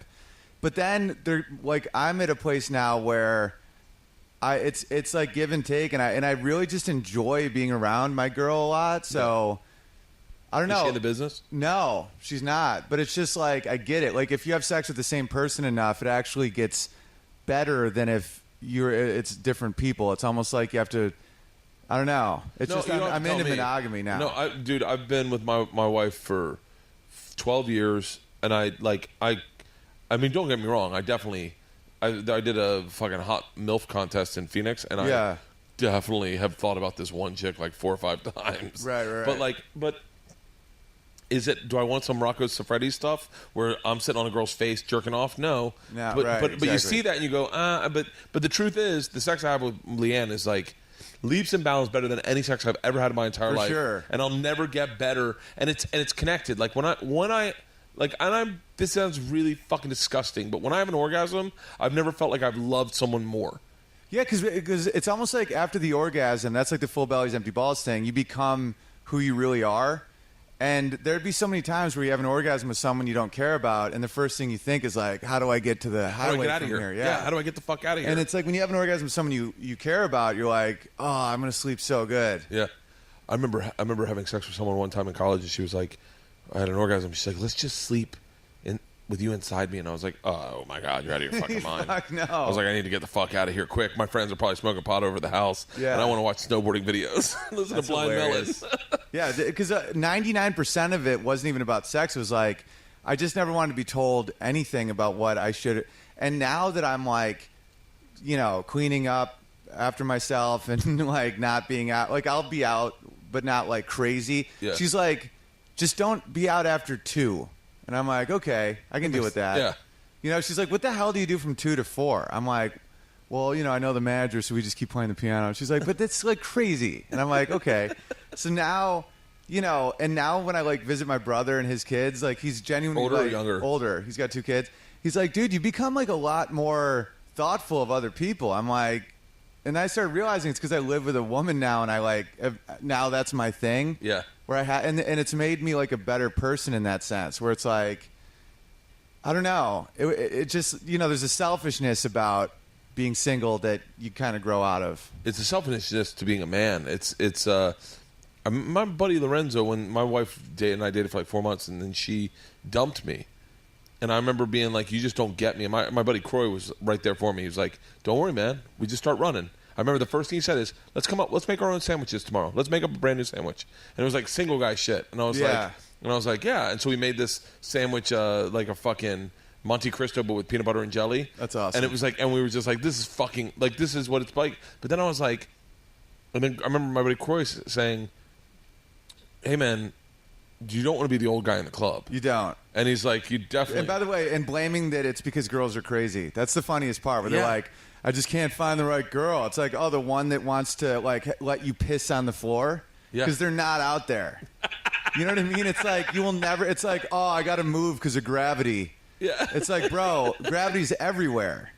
Like you'll never find like women have that contradiction where they can be totally crazy, but it's typically for a reason, and I think it's because their stakes are a lot higher. Like when a girl has sex, there's a chance that she gets pregnant, and that's an 18-year commitment. And the fucking horse gets to run, but she's got to like have this little horse. So, you know, like I think it's good to be single and free and stuff, and a good chunk of your life to really discover who you are. That's my wife right now going, is the oven clean? We're having people over tonight. But she's like right though. Yeah. That's the craziest shit. There comes a time when it's like it's not cute anymore to have a dirty oven. When you're like 24, it's like kind of funny. It's like Owen's got sauce on his face. And now it's like Owen's about to turn 35. He has fucking sauce on his face. You know, so it's like now it's like good that I'm in this zone. I remember going to somewhere, I don't remember when this was, but like we drank absinthe and got high. This is like a long time ago. Right. And I had Georgia. Georgia was a baby. Oh, we were camping out in Catalina. Me and my buddy Chris drank some absinthe and smoked pot. And this is like super depressing to say, but like I got fucking wasted, and we were getting on the boat, and I just was not a responsible parent. And Leanne was like, we got home, and Leanne was mad, passed out. I woke up the next morning, she was really angry. I go, what are you angry about? She goes, hey, you're responsible for someone's life. Yeah. Like you can't just fucking tap out. It's not party time anymore. Like you need to be like, I don't need you to be sober, but you can't drink absinthe and smoke pot. Like this isn't fucking spring break. And I was like, oh, but you're really good at partying. Me? Yeah. Yeah. Like it's like you're one of the most fun people to drink with all time. I tell you what, I'm gonna say this. I hope to God I'd call Steve Byrne and ask him, but I want to say I introduced Steve to enjoying the road. And Jameson, do you get him into Jameson? He was on Jameson's tour before me, but he wasn't like Steve's never been like a really big. He's not a big partier. Like he was. Steve, honestly, swear to God, Steve is a pretty fucking quiet guy who doesn't like. He's like pretty confident in himself, and then very kind, like to the point where I seek his approval as if he's my girlfriend. I fucking feel like calling him right now just so I can make sure that this is accurate. But like, I'll tell you right now. We did the first week of Jameson, and I was like, and he was like watching documentaries on his computer, being healthy. He was running it. Like, well, he's half Korean, half Irish, so it's like he's half like must get everything done, and then the other half is like we're never gonna die. Yeah. and it's like you have to pull each side out of him. I'm fucking gonna call him BY. So he still has a 917 number. What the fuck's wrong with this guy? He's committed. And so we did one gig. I remember the look in his eyes. I'm being dead serious when I say this. I remember one gig specifically. The look in his eyes, and he just looked at me and goes, "Oh yeah," like, and almost like we don't have to go to sleep like after the show. We can stay up all night. And I remember we were in Minnesota. And I picture you being like a demon, like you're the devil. You're like, come with me. Yeah, and come into the shadows, Steven. I remember being like, yeah. He's not fucking answering. He's probably hanging out with Vince Vaughn. Did you get to hang out with Vince Vaughn much? Oh yeah, he was the producer of Sullivan. Did he? Does Vince Vaughn? The other thing about Steve is that he doesn't have a problem sharing famous friends. That's a weird thing in Hollywood. People think because they have a famous friend, they don't want to share it or like introduce you to them. Because what if you become better friends? Steve did a show one night and he was like booked all his friends, and then Vince was there, and then he asked all those people that were on stage to come out and hang out with Vince and Brian Billig. Not Brian Billig. Pete Billingsley. Pete Billingsley. Yeah, and it was so interesting. I was like, this is so bizarre because in this business, so many people trying to single off people, and that's not Steve. Right, and that's why Steve's successful, and that's why Vince was like his best man. Yeah, it's like because he treats people like human beings, regardless of fame or no fame. He's, I don't think I've ever appreciated him as much as I appreciate him talking to you right now. But like, he really is a genuine person, and his feelings are genuine. It's like, I gotta be honest with you. You know who else is like that a little bit? Everyone's gonna groan when I say this. But you know who's very genuine is Tosh. Yeah, I like Tosh. I've always liked Tosh. He's a very genuine guy. Like, he'll call you up and go, "Hey, I'd like to hang out. Do you want to do something?" Right. Like, it's not. There's no pretense. He didn't give a fuck. Like, he called me up right after the first time I ever worked with Tosh. He called me up and he goes, "So I had a really good time this weekend. Do you want to come down to the Comedy Magic? I can get you a spot." And That's awesome. I was like, "Yeah." So, and I went down and we hung out, and it was like really fun. And then he was like, I'll talk to you later. And then he called one day and he's like, "Hey, what are you doing tonight?" I was like, "Nothing." I mean, this is, by the way, this is obviously before he's as famous as he is today, but it's the same person. The same thing Steve is. Yeah. Steve's that same way, is that like, they don't give a fuck about what you can get them. Right. I don't know if I'm that way. I don't know if I'm not that way. I feel like I'm a good person, but I have tendencies where you can't help yourself. Here's an example of me wanting to siphon someone off. Was I got a picture with Paul McCartney. So Paul McCartney's at the Improv. Yeah, for me, it has to be on a pretty extreme level for me to feel those instincts. But So I'm at the Improv. I get off stage and I just see someone wave me over, and it's fucking Paul McCartney. He's like, "Your set was so great. It was so groovy." Hold on. Start this all over. Right. I can't. It's You're talking about arguably the greatest living musician alive. Yeah, with either one of the top 3 most recognizable humans of the last century, Easily. and one of my personal favorite songwriters of all time. Probably 80% of America's favorite songwriters of all time. So I do a set with piano where I literally make fun of Coldplay, and I and he's in the audience. Yeah. And Do you know he's in the audience? I did, but I pretended I didn't when he called me over. That's the only reason I went on stage. Yeah. It's because I was like, holy shit, Paul McCartney's here. I'm like, got to do a guest spot. Yeah. So I go up. So where are you? You're at the Improv? Hollywood Improv, yeah. Who's is someone headlining, or is it just? No, it's just like a random. Okay. That's why I kept it short. I didn't want to be a dick, but I needed to perform in front of this dude. So he has me come over. He tells me how funny it was and how great it was, and I'm like, holy shit. So I wait to get a picture with him after, and after he's like, "Oh, hey, it was so toe," and I'm like, "Yeah." So he's like, we go into the bathroom and take funny pictures at a urinal. It's on my Instagram. Swear to God. What's your Instagram so everyone can find this? Owen Benjam. Just add Owen Benjam. No IN. Someone else. Some little Asian baby took that one, I think. But anyway, so I get a picture with Paul McCartney, and then we have these funny pictures, and I'm over the moon, so pumped. And then a week later, someone texted me that he was at the Improv again, and people were doing pictures with him, and I'm like, fuck. That's when I felt that. I was like, he's mine. Yeah. I'm like, now it's getting watered down. Now there's going to be a lot of McCartney pictures with comics at the Improv. I'm like, what's Craig Robinson doing? Yeah, I'm like, what the hell? I'm like, I made him laugh with the piano. He respected me. He fucking said it was groovy. He talks like Austin Powers a little bit. Yeah. I'm like, this is getting watered down. And so I've never felt that way with friendships, but I felt that way with McCartney picks. Where I'm like, no, I want to be the McCartney pick guy. The clearest representation of that, and I don't know. Steve will know this. Steve would know this. I should have. Can't believe I haven't had Steve on the podcast. But Steve would know this. That they used to call road comics, road features would say, I forget the fucking exact terminology. They'd say you're his baby doll, or something, or you're his baby. Who, for Steve? For any of us, anyone You're that was his headlining. baby? So Ryan Dalton would say, "No, I'm fucking this up. I know I'm fucking this up. I know someone's going to say." Ryan Dalton would be like, "I'm Steve's baby doll. And I'm fucking this up. I know I'm fucking this up." But that's what I think it is. And so that meant that you would go on the road with him. So in a weird way. And Ryan Dalton may have said baby doll, but he didn't say what I'm about to say. But there was a proprietary thing about that's my headliner. Stay away from my headliner. Right. So it's don't like your bottom bitch. Don't meet my headliner. I don't want you to take my work away from me. And it was really kind of interesting is that you'd go into Pittsburgh and there'd be a couple guys I know I'm fucking this up, but that's my baby doll.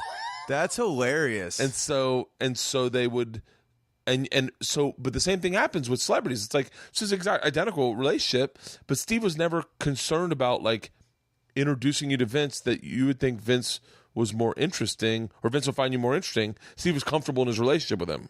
I always found that fascinating. I mean, because it's like a lot of people treat celebrities like they're girlfriends and not male friends. Girlfriends. I think it was girlfriends. Oh, is that I think what it was it not is? baby dolls. I think it was girlfriends. Yeah, because that's how people treat it. It's Yeah. like, oh, it's like male friendships are based around like expanding the tribe and like Yeah. everyone getting along. And people treat celebrities where it's like, oh, maybe they'll like have more of a connection. It's like, dude, it's just a bro. Like it's just another guy we can hang with. And that's really funny though about features. It's almost like it would be funny if a headliner's like, oh, I had to get a new feature. He got too clingy. He's too needy. He wouldn't let me hang out with other features. But that's definitely happened to me. Really? I've had to get new features because they've got too clingy. I got a guy that opens for me on the road that is the Faraz Ozel. You know Faraz? Super chill and very confident in himself. He's really cool.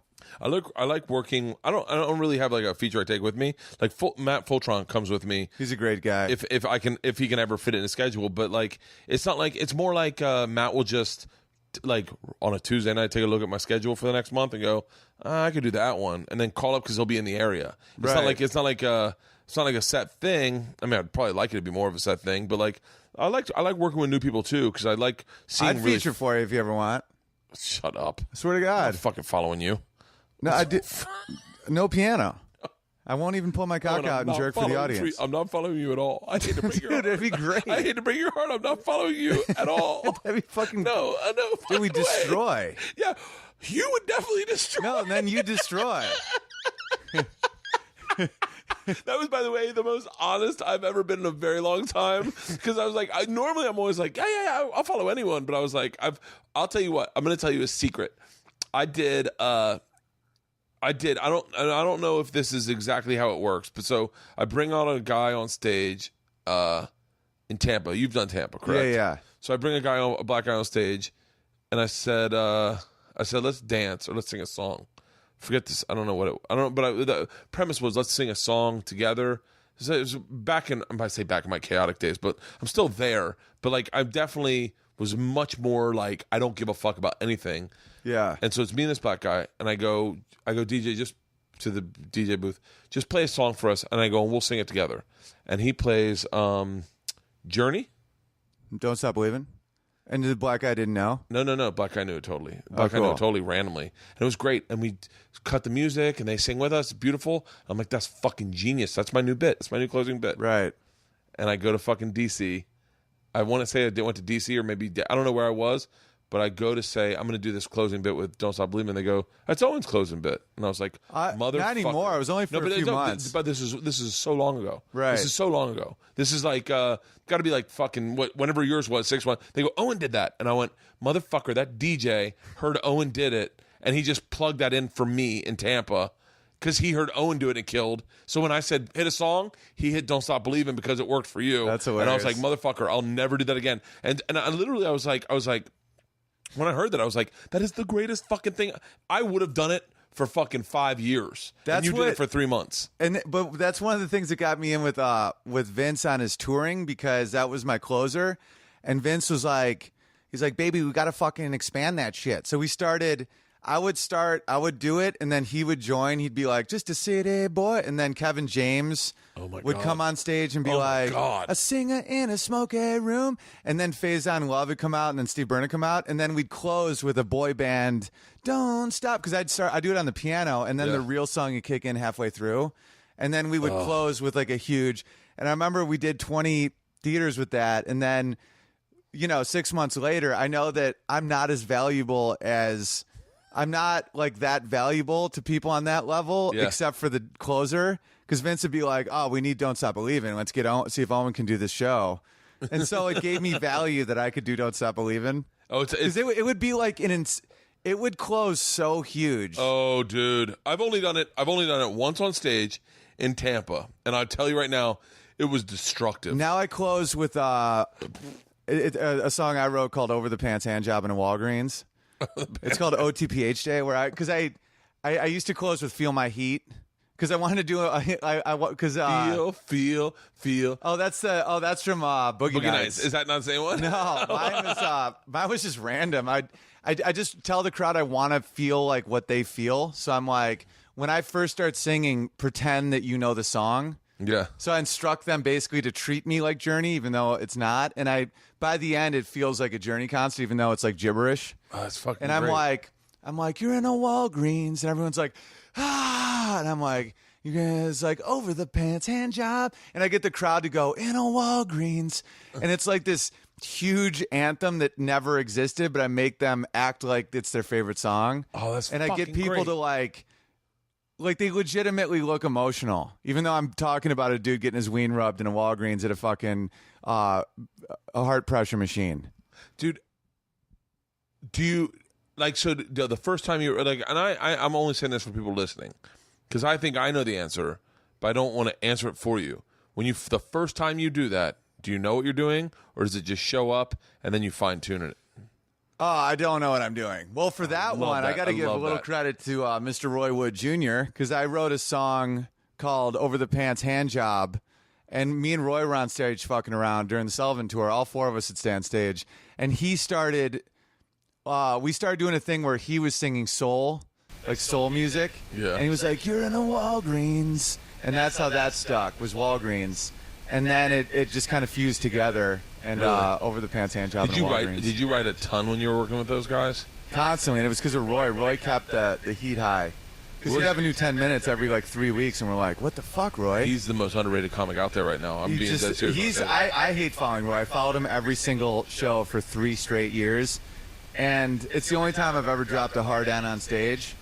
Where this Roy's closer is so fucking funny, and I think stand-up comedy is one of the only professions where white males can literally be like, I'm not allowed to do what black people can do.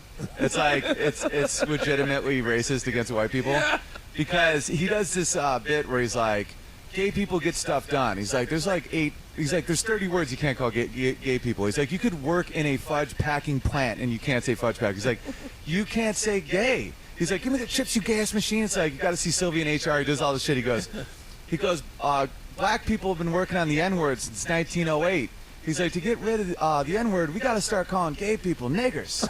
And it just explodes, right? And then next up, Owen Benjamin. And I would start off with like, I just adopted a dog or some shit. I'd be in a 5-minute hole. Because I'm following literally funny. I just adopted a dog! Oh, dude. I would. He's in a deficit! Yeah, I'm such a deficit. You're walking yelling! All right. Adopted a dog! So I started like, I would get no laughs. Because everyone's still laughing about. I know you have like 3 fucking dogs. Yeah, 3. And so it got to the point where one day I was just sick of it because I really felt like an exploited minority. And so one day I go, I'll give it up to Roy.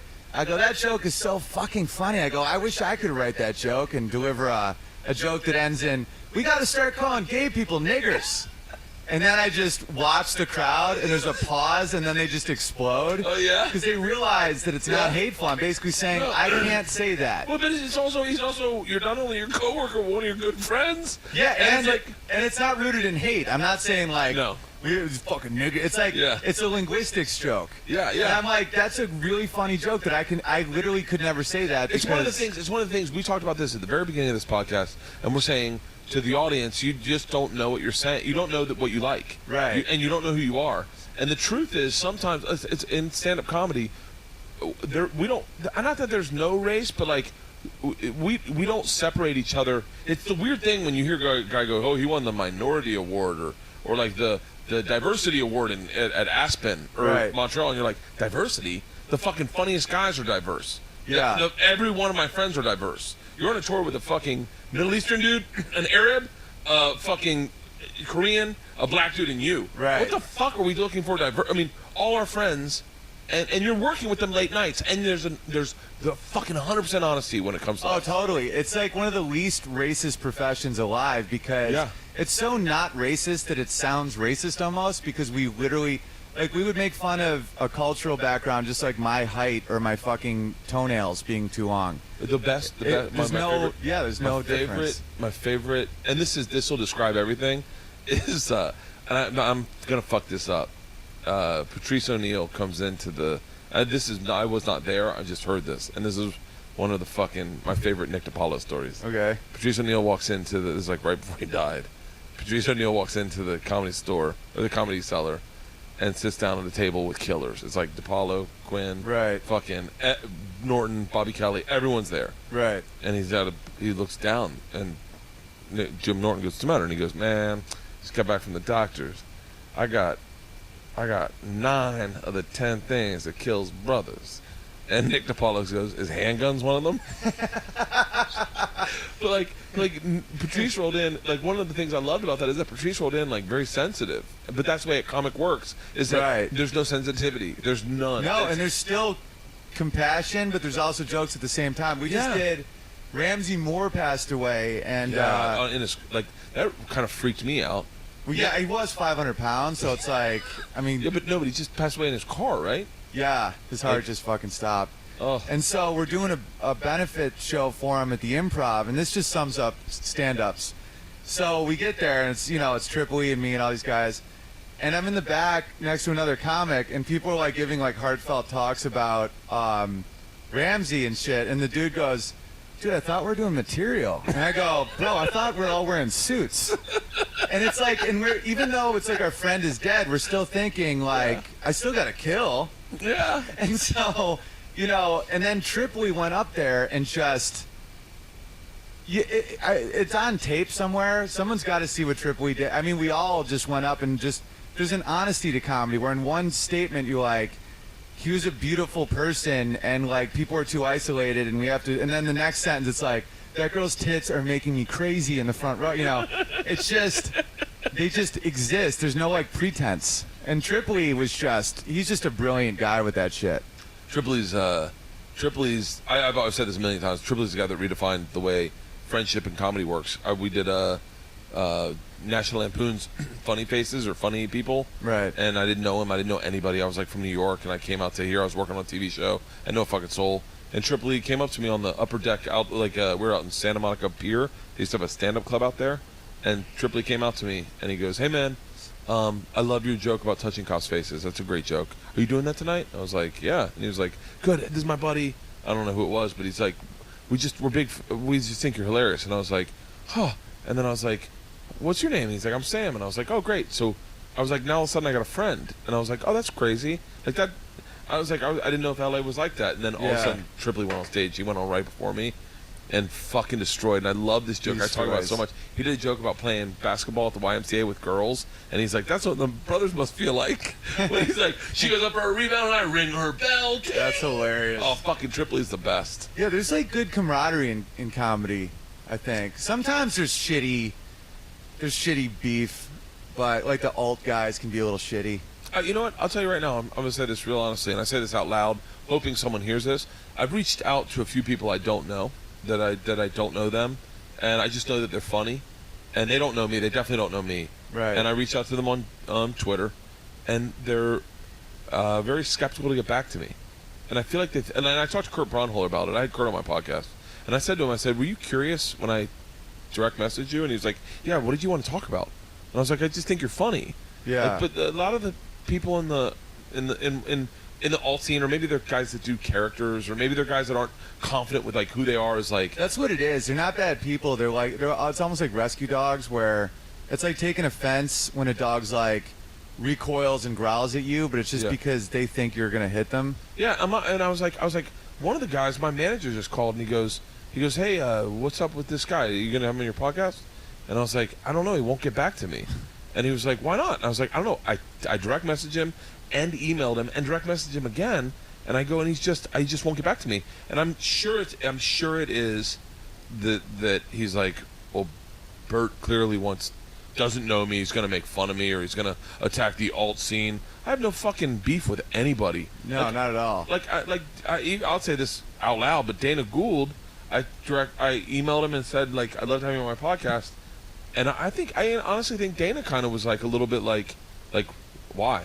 And I was like, because I'm a fucking massive fucking fan. Right. And I ran into him later that day, and I was like, dude, I'm a huge fan of everything you've fucking done. The Simpsons is my favorite show ever. Your stand-up comedy is fucking the tits. Right. It's the best out there. You dissecting a joke is the greatest thing ever. And I may be speaking for Dana, but I think Dana was like, almost like, you think I'm funny? Like, and I'm like, you're fucking amazing. Right. Like, I would love to talk to you for an hour.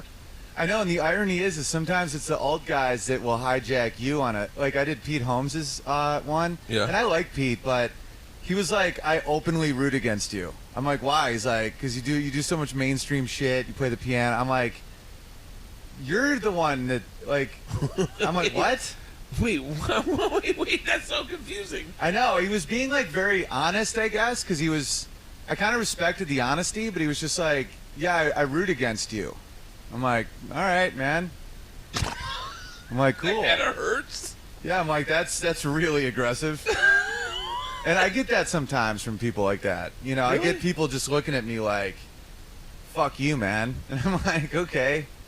That's so bizarre. It is. It's really weird. Well, I think- He's a good guy, though, but I respect that he actually said that, because I've felt that way sometimes, where people are like, Pete- oh, you're going to play Journey? It's like, yeah, because I like to make people laugh and feel good. Yeah, and what's Go what fuck you said at yourself. the very beginning thing is like, hey, I can do like, look, people. I think people look at me. I'll say this about you, about me. Like, I think people look at me and they go, I said it to Comedy Central the other day, Eric Abrams and Gary, and I said, I'm a meat and potatoes comic. Yeah. Like, I'm a meat and potatoes guy. Like, I like fucking the Dave Attell's and the Greg Giraldos and the guys that did the clubs. Yeah. I also like I don't like everything Tim and Eric do, but I like some of his shit, and I like some of the shit that I see on like Scott Aukerman's shit. Like, and I like Between Two Ferns. Not all of it, like some of it. Right. You get me. I get a laugh. I think everything Zach does is great, but I'm a meat and potatoes comic. I'm not like this esoteric guy, and I think sometimes, you know, we can ride the fence and go like, I understand what I need to do to make this crowd laugh. I'm not going to let them come in here and just have a fucking miserable time. Totally. And I And think that's what alt is. Alt is like, if you're not laughing, it's your fault because you're not smart enough. And they sometimes, because a lot of people forget Sandler was alt, and he didn't change at all, and then he became mainstream just by being popular. Dude, Janine Garofalo's alt. I think Janine Garofalo is one of the funniest comics in the fucking world. I'm obsessed with her. Like, the only person I cheat on my wife with. Like, Janine Garofalo? Oh my god. I just don't like that she called out Sandler back in the day, though. I just have some weird loyalty with Sandler, so I always get Dude, Sandler's my fucking guy. Yeah. I'm fucking Adam Sandler. I love Sandler. He's a fucking man. We watched Happy Gilmore in the theaters. Me and my buddy Eddie took bowl hits in the car and held them in until we got into the fucking movie theater and exhaled there. That's hilarious. Like, that's how we watch Happy Gilmore. Yeah, it's just she wrote some article in like the 90s about SNL being like a boys club or something, and ever since I don't know, I'm sure she's fine, but I'm just sure like, it's probably actually accurate. Like, I'm sure it probably was a boys club. was it? Certain it was. Yeah. It was Chris Farley, Chris Rock, That's true. Adam Sandler, and Janine Garofalo. Yeah. I'm certain that there was like a very, I guarantee you that Janine Garofalo is in a different level than those guys, like sensitivity wise. Right. She was probably then where everyone's becoming today. Right, you know? right. I mean, look, I'll always defend Janine to the max, even though she wouldn't shake my hand when I brought her on stage. Like, See, that's the shit. I see that in her and a couple other comics where I'm like, easy does it, fella. yeah. Like, shake my hand. I'm 6'7". If the oil runs out, I'll take your fucking throat. You know what I mean? Sometimes people have to look at each other like physical threats. Yeah. Sometimes I get that from people. Like, I remember like some alt fucker like pointed on my chest, like he pointed at me. He was like, I don't appreciate what you said. And he pointed at my chest. And it was over something benign, like something really stupid. And I'm like, I didn't even say it because I try to just be as nice as possible. But I want to be like, buddy, I could just rip that little finger off. Yeah. You know, it's like, that's an aggressive thing what you're doing.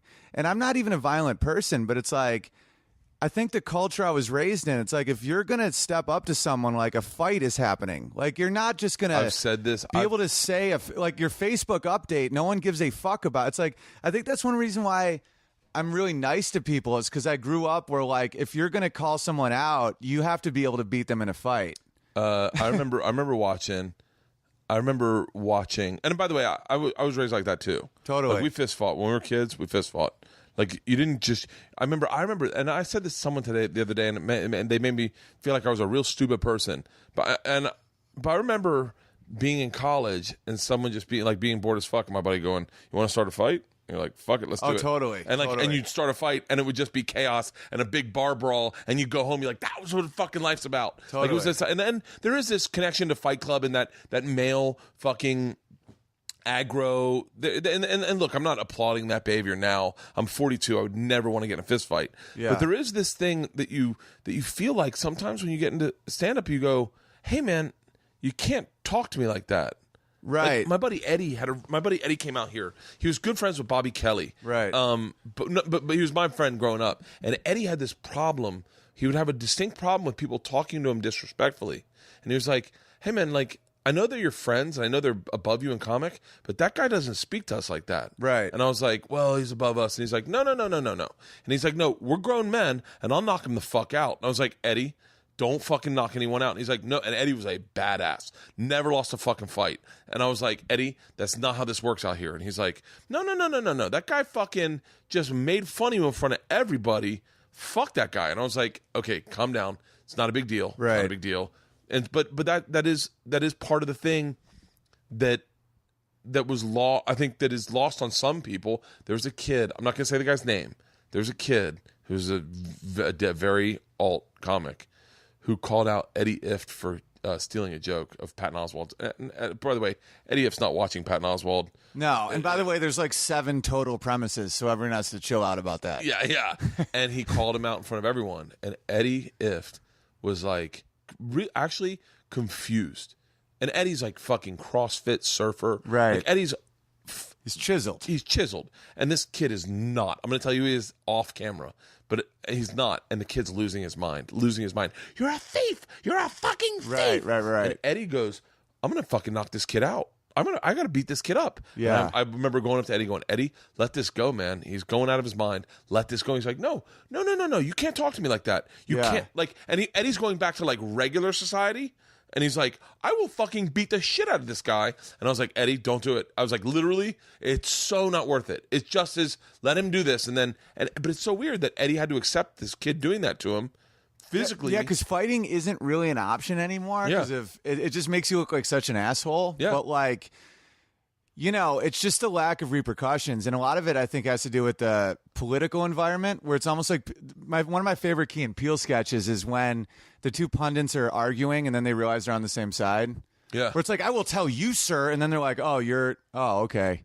Yeah. It's like people just think it's okay to just get in people's faces because nothing's going to happen.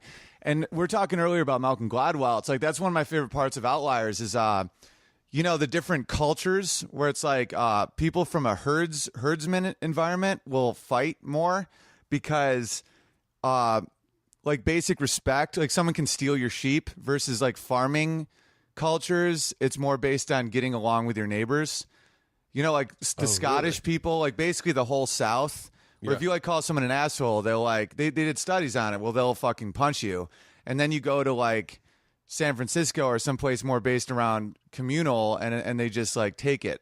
Yeah. And it's like, comics a lot of times, especially depending on what culture you're from, they're like rappers where it's like, when you're on stage and if one person gets away with something, it can be a domino effect until you lose control of the room. You're like a dictator. Yeah. Where you have to like execute the person where it's like, no, you can't talk to me that way or else I fucking lose control of everything. Yeah. And I get that way sometimes when people, they just forget it's a physical world, and we're fortunate to have our opinions matter because of how much food we have.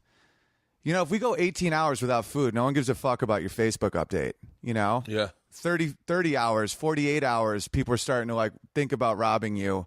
2 weeks without food, there's people with guns coming into your home. Yeah. And no one gives a shit how you feel about fucking Tom Brady's inflation balls. Yeah. Like this is an illusion. Yeah. Because of all the fucking food we have.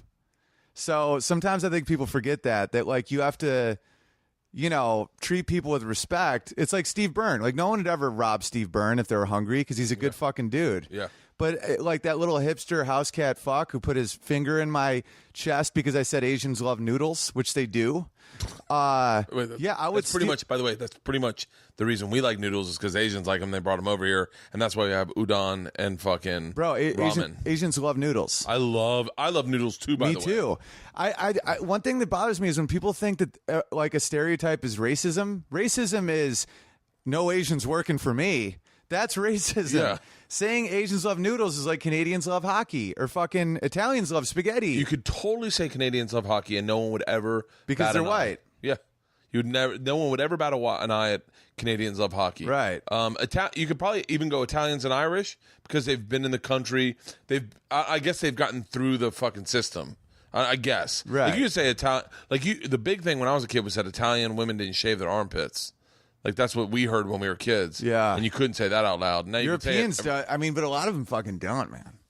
A lot of Europeans, they I don't. saw a chick on Periscope the other day that was from Europe, and I was like, she's hot as fuck. She raised her arm. She had hairy armpits. I was like, disconnect. Yeah, that's a little aggressive. But like it's do you ever find that the older you get, the more you can only really whack to like the culture you relate to? Like, I don't like European shit. I love it. There's something about them. I'm like, they just. Why are they wearing fucking? Why? I don't know. They just. I can't. My thing right now is I can only jerk off to what I've experienced in life. So like right now, this is gonna sound so fucking creepy. I feel like we've gotten very honest on this podcast, but that's the beauty of it. I just had a meltdown about old comics that most of them are probably just invisible in my head. Dude, I'm gonna say my horrible thing first, and then I'll tell you what I was thinking. So I can only masturbate right now to videos of up close orgasms, right? Because that's where I see her. Like when my wife has an orgasm, I'm down there, right. So that's what I see. So that's real for me. Right. So that's the only thing I can masturbate to these days. So it's just cool. Yeah. So now cut to the other thing. You were saying is I've had arguments. I've been having arguments with people in my head. This one dude who won't reply to me about doing my podcast. By the way, I reached out to a fucking professional MMA fighter on the plane today. He texts me back in 2 fucking minutes. Dude, that's because they understand that it's a physical reality. He texts me back in 2 minutes. That's what I'm talking about. Fighters are like the nicest people on the planet. He like, they're texts so me back fucking in nice. 2 minutes with his phone number and says, "Call me. I'll be back June 1st." And I was like, that's respect. Bro, I met Victor like, Ortiz on a plane. We're still friends. Yeah. Yeah, I mean, the dude almost should have beat Mayweather. He's like one of the toughest people alive, and he's like, "Hey, man, you also like cookies?" Yeah. Like the nicest people. And then you meet this little fucker in a scarf who's doing fucking jokes that no one laughs at, and they think they can poke your chest. And I just find that mind-blowing. Rogan would never... Rogan is a good friend of mine. He's the man. He would never get physical with anyone, and he would never do anything to ever make you feel like he ever got physical, ever. But if someone did something physical to him, he'd be like, "Hold on, you got to understand what you're doing." Right. By the way, I'm not speaking for Joe. I've learned a very long time ago never speak for anybody. And for those of you that don't know, Joe is an absolute assassin as far as being tough. There's not one person listening to this podcast that doesn't know that. Oh, okay. There's every single person on this podcast. The listening is a fucking fan of Joe's. I didn't used to know that until Brian Callen showed me an Instagram video of Rogan just kicking. And he was like, "Look at this shit." And I'm like, "Jesus." Yeah. And he was like, "Just look at him kick." And I was like, "That's fucking mind-blowing." I want to have Callen on my podcast. I love Callen. I had Brendan and Schwab on my podcast. I love their fucking shit. Dude, I like what they're doing. I think they're taking it.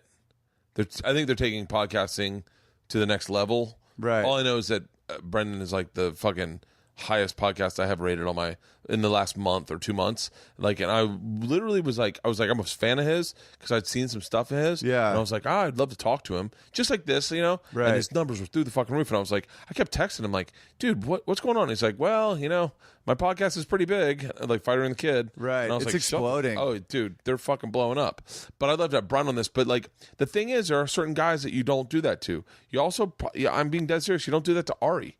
Like, Ari's physical enough where if you touch someone, they start going like, "Hey, man, you're not allowed," like, you know, brothers, black comics don't fuck around with that shit either. No, not at all. My favorite Mike Epps story. He gets off stage and some comic is trying to hype himself up to get ready to go on stages at the Boston Comedy Club. Mike Epps gets off stage and he comes back to that corner. If you only know if you did the club, but to the right, there was a corner and the comic's like, "Yeah," and he's like getting ready to go on stage. It's an all black crowd, and he like kind of grabs Mike, like, "We're like, you know, like hot," right? And Mike just didn't know him and just knocked him out. Want to know who else is like that? Russians fucking bring heat, man. Fuck yeah. Dude, you like. Fuck yeah, bro. Russians. I mean, a Russian broke Burns' jaw. The Taxi Driver, second season. He was Wait, what was that? Oh yeah, I heard about that. bro. Every Russian I know, it's like cold environments. When you're from a cold environment, like I'm from near Canada, small town, 3 nuclear power plants, really aggressive people. Yeah. Like Swartzen when he came home with me once, we were doing Syracuse, and he came. He's like, people here are like really fucking aggressive. Because like when we go to Minneapolis, everyone's like, hey Nick, we're so happy for you. We go to Oswego, and people like now they're cooler, but back then they're like, hey, there's Owen.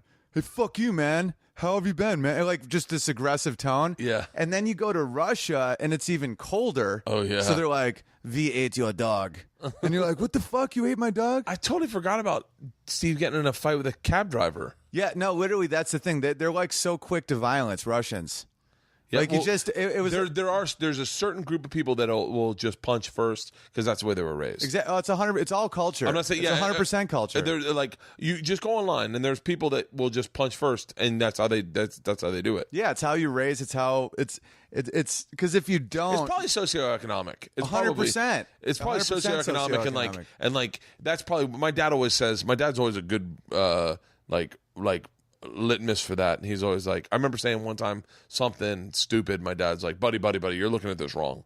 He's like, it's poor people. That's what you're talking about. And Yeah. I was like, oh yeah, I guess that you're right. Like that's like the cat calling video, and when everyone's like, it's racist, they edit out the white people. I'm like, if you don't think black people in cities cat call more than white people, you're fucking out of your mind. I'm like, but it's not because they're black. It's because they're just shooting the moon. yeah. Because I know white people that do the same thing, but That was exactly what I was talking to my dad about. Right. And It's I like was they're just I was giving it a Dad, I go, shot. Dad, you never lived in New York. I go, you don't know. Brothers always catcall. And he goes, that's fucking racist. It's not black guys. It's socioeconomic. Exactly. And he goes, it's guys.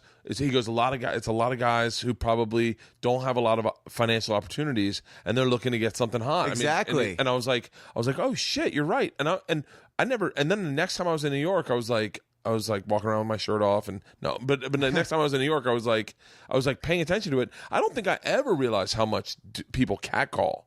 Like, yeah, especially like aggressive. military from more poor things. Like you'll see white people and they catcall just like brothers in the fucking city. Yeah.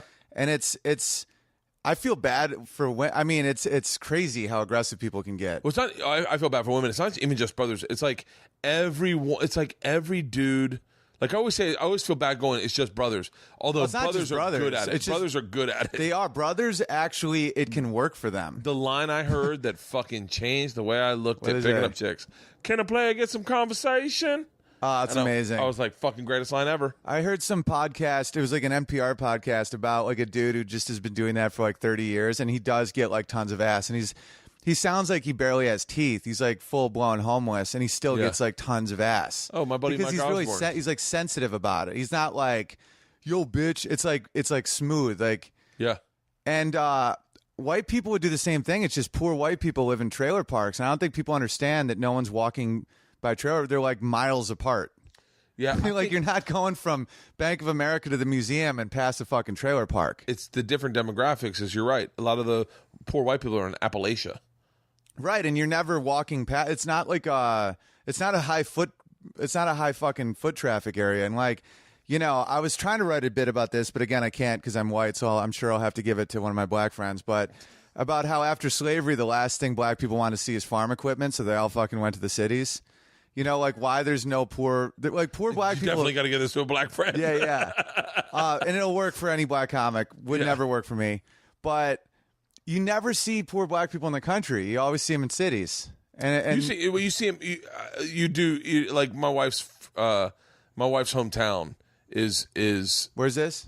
Bowden, Georgia. Okay, it's probably half and half. Oh yeah. No, yeah. So I forget about the South. I'm thinking about the North. Yeah, no. Well, the thing that you experienced is that in the North there is this weird group of white people that are scary as fuck. So scary. And like I remember witnessing that firsthand. I rolled in, and I grew up in the South, and I was comfortable with everyone. And I remember driving to a gig in the North. It was like a college, and I got run off the road by a fucking truck. Oh, dude, Northern hillbillies put the South to shame because they hate everybody. Terrifying. And I pulled into the gas station, and I was upset, and I said something, and a bunch of people got in my face, and I was like, "Oh my god." I'm like, dude, it's like north of the wall. They're like White Walkers. They're White Walkers. They're fucking White Walkers. It was terrifying, and I was like, holy shit, man. I don't know these people. I'm in a different part of the country. It was fucking fascinating. And then I fucking went into the college, and I remember shitting on the town that the college was in because I was on, and then everyone was like, yeah, we know, we get it, we live here. Yeah, it's garbage. Where did you go? Where did you grow up in? Oswego, a little bit north of Syracuse on Lake Ontario. Like, Really? we legitimately, it's 10,000 people with 3 fucking nuclear power plants in like a 9-month winter. It's just crazy. Really? Yeah. Did you see Lake Ontario freeze over? It never freezes over. We got a lot of lake effect snow. It was just really cold. But really good people. I'm not shitting on the people, but it's just a hopeless environment. You know, there's just no hope. Yeah. Like, everyone's just like, all you do is just drink and fight.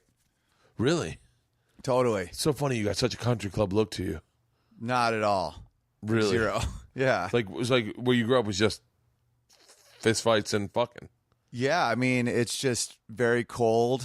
And, you know, for example, this is how little people want to live there. My parents' house is like, you know, it's probably the size of your house, and it's worth about 60 grand. Really? Yeah, like you could buy a house there. It's almost like Detroit, like Flint, where it's like you can get homes for like 60. You know, you can get a starter home for like $25,000-$30,000. Do you feel like people never knew who you were in this business? What do you mean? Like, I don't know. I did not know that about you. I didn't have. Here's the thing, though. I didn't have like I wasn't oppressed. That's why I like say that hope is so important, because my parents did give me that because they're educated. So although we didn't have money, they were like, life is great. Like, you can do what you want. That's what I think a lot of poor people face in this country as a problem, is they're raised to hit first, and that they're like, they suck at everything. I think people believe what they're told. You know, it's like, I'm not even that. I'm like way smarter than I should have been, if that makes sense. Yeah. Like, I don't think I'm born with like a fast processor necessarily, but my parents were always like, you're special because you're you. Like, you're smart. You're good. It's the number one thing they say that gets kids out of hopeless situations is reading books. Reading books and support. Like, I read a book a week now because of my habits. Like, it's literally my parents. And then, because I mean, it's so easy to be like, you know, it's America, just pull yourself out of the poverty, you know. But it's like a lot of people who feel that way had hope, and hope is such like a weird intangible thing. But I'll see a lot of people, like, you know, if you're in Baltimore or some of these like poor areas, and it's not, the only factor is that they're raised being told that they're bad.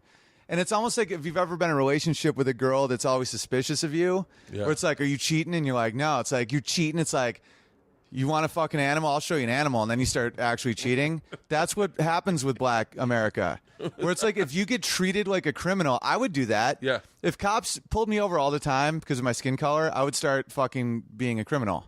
Because I would feel like if you pay the price, you should be able to get what you're paying for. It's like, if you're paying a lease every month for a car, you should be able to drive the car. There's a great interview on NPR on This American Life this week with Kamau Bell, and he talks about, it's really fascinating. He talks about going up to meet with his wife and her like 3 white friends at a restaurant in San Francisco, and he had just bought a book. You know, I mean, Kamau is a big black dude, right, with a big afro, right, and a beard.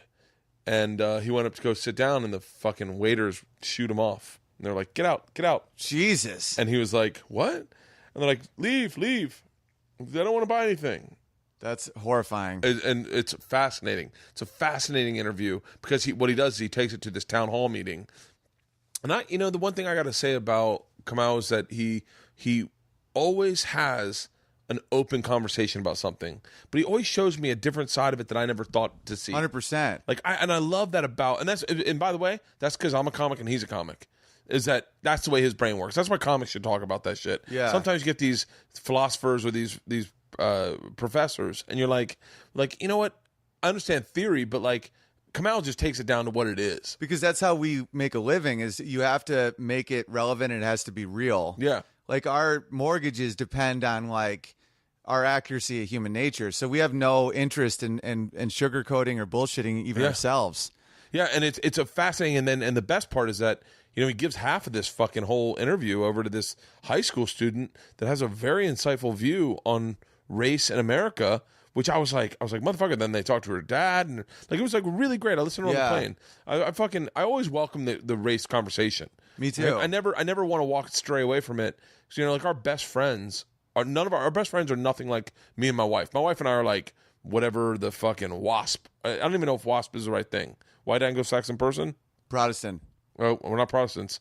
She's Baptist. I'm Catholic. But like, our best friends are Chinese, Vietnamese, Jewish, and then one other redneck. Right. And two other rednecks. And then, so like, I always welcome the conversation because I think it should be.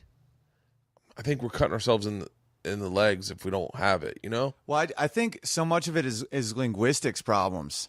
I wanted to do a show called Who Likes Ice Cream, where you just sit down two people that you would think have nothing in common, and you realize that 99% of your thoughts and feelings you relate to other people about, and we just focus on the dumb little things that don't matter. That's a really brilliant thought because, like, ultimately, everyone likes ice cream. Yeah, everybody likes ice cream. Literally sit and just have ice cream with people and go, like, if you just sat and talked to, like, I had this long time ago, I sat with these two dads who were, one was Mexican, one was black, and they both had their kids, and their kids were the same age as Georgia, and we were all looking at the walrus in the zoo. And, like, the Mexican dad had, like, tattoos on his throat. Right. And the black dude was just you know, like a younger black dude. But we're all three dudes sharing the same moment in life. Yeah. Where we're showing our kids the walrus. And there was no race. There was nothing in that. It was just three dudes having their kids, and we were just dads. And it was, like, so beautiful that you go, like, this is what life's about. Because the thing that humans will never get away from is categorizing and quick judgments, because that's how we survived for millions of years, where it's like, you just look and you say, oh, that's a chair, it's not a rhinoceros, because of, like, it has four legs. You have to think immediately, like, oh, that's a roof, that's a ceiling fan. And the problem with racism is it's just so inaccurate. Yeah. It's like you have more genetically in common with someone of your blood type than someone of your race. That's a fact. Like, race doesn't mean anything. That's genius. That's genius. By the way, as soon as you said that, I went, think about someone who's genuinely racist, right? And how much they love their dog. They have more in common with a black dude than they have in common with their dog. Yeah. And let alone they're like, there you are, buddy. there's my guy. Dog would bite them in a heartbeat. Right. And they're like, this is my best friend. That's my guy. That's my guy that can't speak English. Yeah, I can't speak English. Can't speak a word. I pay for it and does nothing. He's lazy as fuck. Right. Does nothing. Yeah, all the shit you hold up of racist about another race, that dog is the exact application of that. Like, you'll never have to pick up a human's, like, shit in a bag and then say good boy, and then you're holding their shit. Do you realize how racist white people would be if you had to pick up black people's shit? Like, you just have to walk around. Yeah, you're like, but they do it with their dogs and they don't give a fuck. No, they don't even think about it. Oh, that's so fucking funny. And dude, the craziest thing about race now is how it's like everyone, like my girl's Mexican and like Steve's Korean, you know, and white. It's like everyone's fucking each other to the point where.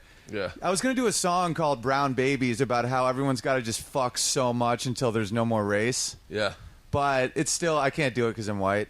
Because it sounds a little. There's a lot of, it's, by the way, and this, I'm going to say this, and I don't know if I'm accurate in saying this, but it's not black people or Mexicans that'll be bothered by it.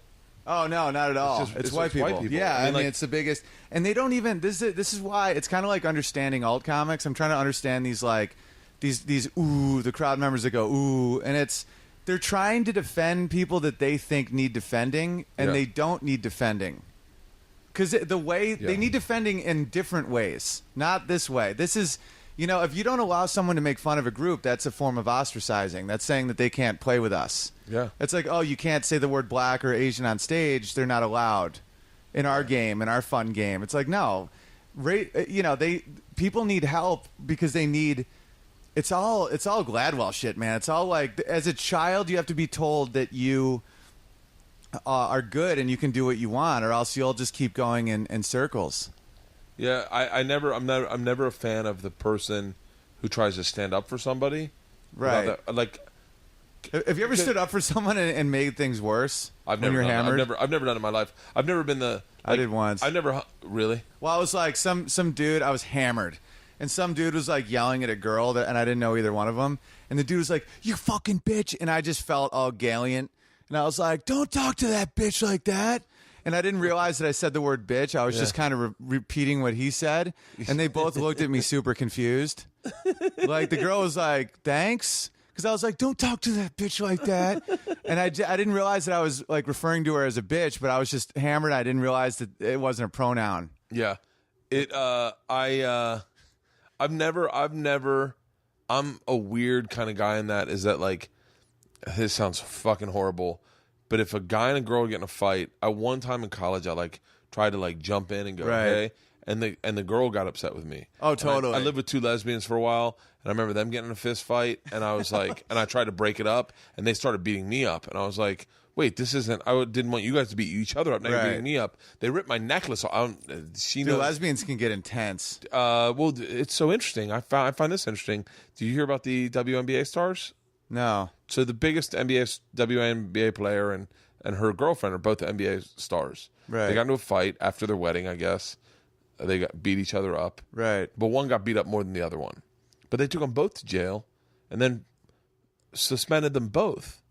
And I was like, I got really confused. Not confused, but because I get it. I get that America goes, well, they both need to be punished.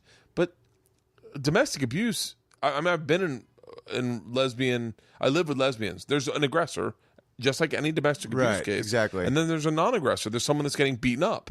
And that's exactly what happened. And I just was so odd that I found that they suspended them both. Because I went, that's not, like, no, it's domestic abuse.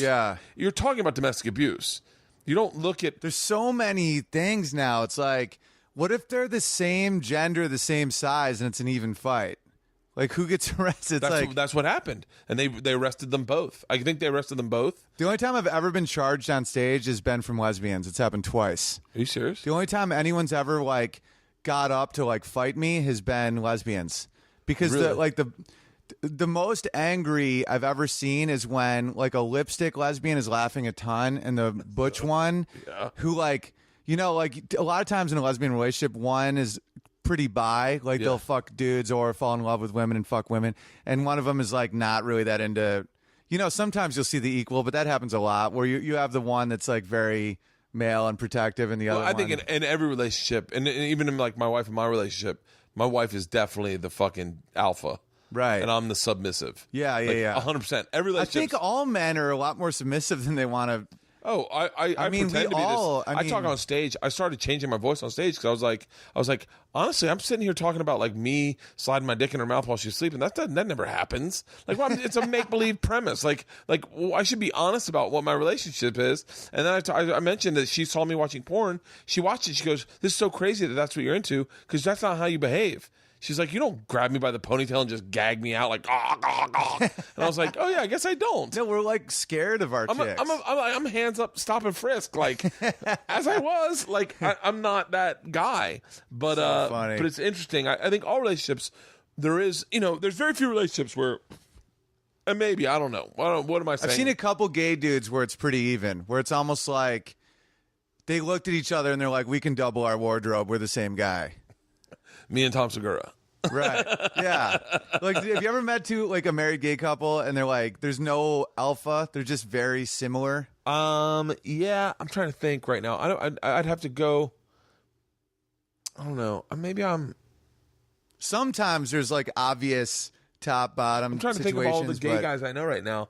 My buddy, like, yeah. I know. My buddy Patrick is married to a dude. They're like level playing field. Like, just they're just two dudes that fuck and have a kid. They just touch dicks straight up. Yeah, and they just dock each other. Yeah, just eye to eye. Like, by the way, Patrick, I know you're listening to this. I apologize, but yeah.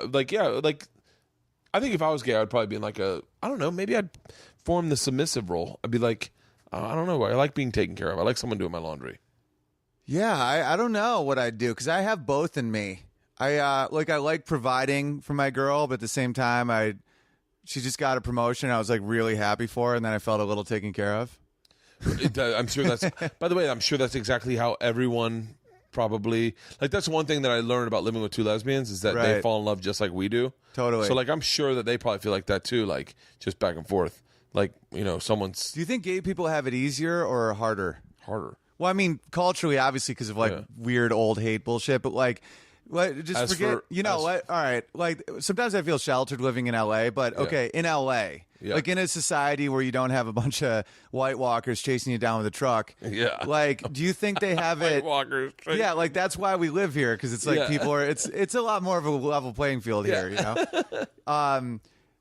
Do you think they have it easier or harder than us as far as getting along in monogamous relationships? Ooh.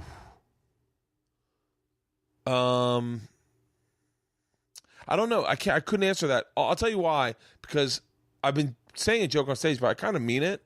I think that you can't choose what you are, gay or straight. You Right. can't choose it. Totally. So, but I If believe I could, I would be full blown gay, Me too. like crazy. Like I'd be a cock hound, Not even close. I would be fucking guzzling cock. bro. I'd be at 24-hour fitness right now, sucking dicks, like as many as I could. I would definitely be gay. I saw this. I said They this. call me Sauna Owen. I would never leave the sauna, only to go to the steam room to get HJs. I would definitely be gay. I don't for know. sure. Why the fuck would I hang out with chicks? Like my best friend at this point is now a girl because I'm with her all the time. Yeah. And I mean, I'm with her all the time. and don't get me wrong, she's literally the coolest ever. And sometimes I still am like, but like we can't like fight. You know, like sometimes like when you have male friends, you can like say some pretty insane shit, Dude. and it's fine. I have to like watch what I say to her because I know that it's like abusive. Ryan Valerius and I in 5th grade, if things were not going right, we would just start punching each other. Right. And it was like a really great release because you get done beating each other up and you'd be like, all right, man, I'm sorry. Yeah, totally. Well, I'm not saying that that's the way I want my relationship to go, but I will definitely say that like there are times I get in a fight with Leanne and she gets me so confused that I go, if you were a dude, I'd know what we're talking about. Right. But I don't know what we're talking about right now because you're lapping me. You're literally lapping me. Oh, they just win so fucking intensely. The only way to win is to disengage. And Yeah. that's the hardest thing ever for Dude, me. if It took you me hear- like years to learn how to do If that. you hear guy theories on women, like they'll make you crazy. Like I had a dad at school. We were talking about getting laid, and he was like, "No, you know what you got to do. Don't physically touch them at all for a month. Don't touch them. Right. Don't even touch them. Like pretend they're hot lava. Don't touch them. They'll start coming your way." And I was like, "Do you realize how fucking crazy that sounds? Yeah. Don't physically touch that. That they do that to fucking orphans in Russia. Yeah, And yeah. they go crazy. And Like they become Jason Bourne. yeah, like. And he was like, "Well, I'm telling you, it works for me." And you're like, "Dude." Dude, I actually have a bit about that, about how men need orders and women find orders insulting, where a dude, if a girl's like, it's really cold in here, and a guy's like, I know, and then she'll get a blanket and be like, why don't you love me, shit? Yeah. And it's like, you got to tell me to get you a blanket or else I don't know. That's, did Yeah. I do good shit? And the opposite, it's like they want to love you and they want to fuck you, unless you tell them to, then they don't, and they'll teach you a lesson. And the best way to get them to like do something nice is don't. Like come home and be like, I had a really hard day, and then look out a window, and then they'll notice you and be like, he works so hard. And then she'll like bring you hot cocoa. But if you're like, I had a hard day, make me hot cocoa. She's like, you fucking make me hot cocoa, and then she'll burn your dick with the hot cocoa. I'm like because there is some reality to it where I think men fucked up for just so long with as far as like sexism and female oppression that we're just digging out of a hole at this point where. Because I used to be like, why are women so touchy about shit like that? And then just read any history book, and you're like, oh, that's why. Oh, my wife's here. Let's drop it. What's up? How are you? This is Leanne. Hey, Leanne, hop on in. Jump in this conversation. We're talking about it's a good one. we're talking about sexism Yeah, and men digging their way out of a hole. about how men fucked up for so many thousands of years that now it's like, I don't know. We're on some kind of good run with it, but Hey, you want to grab Pot? What time's you pickup? too. What time is it now? Hey girl, are you Okay. a good girl? Yes. How much time do we have left? Okay. I got to pick up my kids at school. Awesome. So, Pot, come on. Go get her. That's not happening. So I we're love on our dogs so 9th much. surgery. What's wrong with her? Her hip? Just got a purebred. It was a mistake. Right.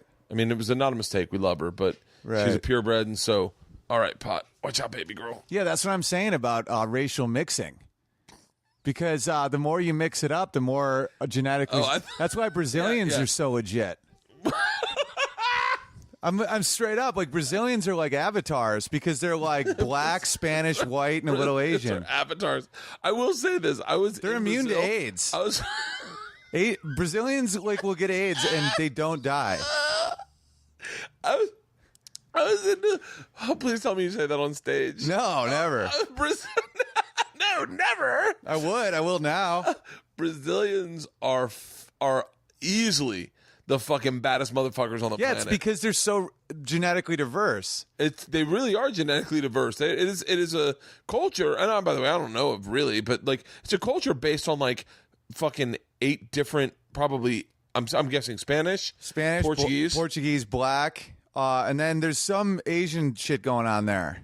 And then you have indigenous, so you got the rainforest people. But I'm just saying, from being there, Brazilian dudes are fucking yoked. All of them. Dude, and they all have hammers. Bro, you've never seen Mike Goes to Brazil, or what's that fucking shit called? That porn thing? It's like Mike in Brazil. No, what's that? It was part of the Reality Kings package. No. No, Mike. It's just a dude in Brazil banging. They have fucking hammers. It was like 2007. It was when I was really hunting porn. But yeah, I mean, Brazilian, and they're super fast.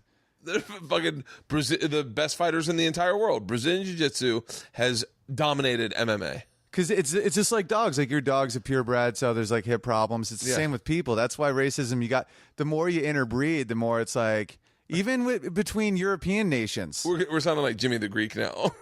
Really? No, do you remember Jimmy the Greek? Oh yeah, I saw that 30 for 30. What? He was. I heard a NPR that said Jimmy the Greek was actually right.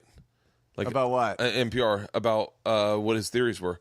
Maybe Radiolab. I don't know. I don't even know what the theory was. Is it about black athletes or something? I don't know. I don't even want to get into it. It's something we all get fired for. No, so we're good. But yeah, I'll tell you right now, man. In Brazil, I was hanging out with dudes that did nothing but ride motorcycles as taxi drivers, and they were fucking yoked.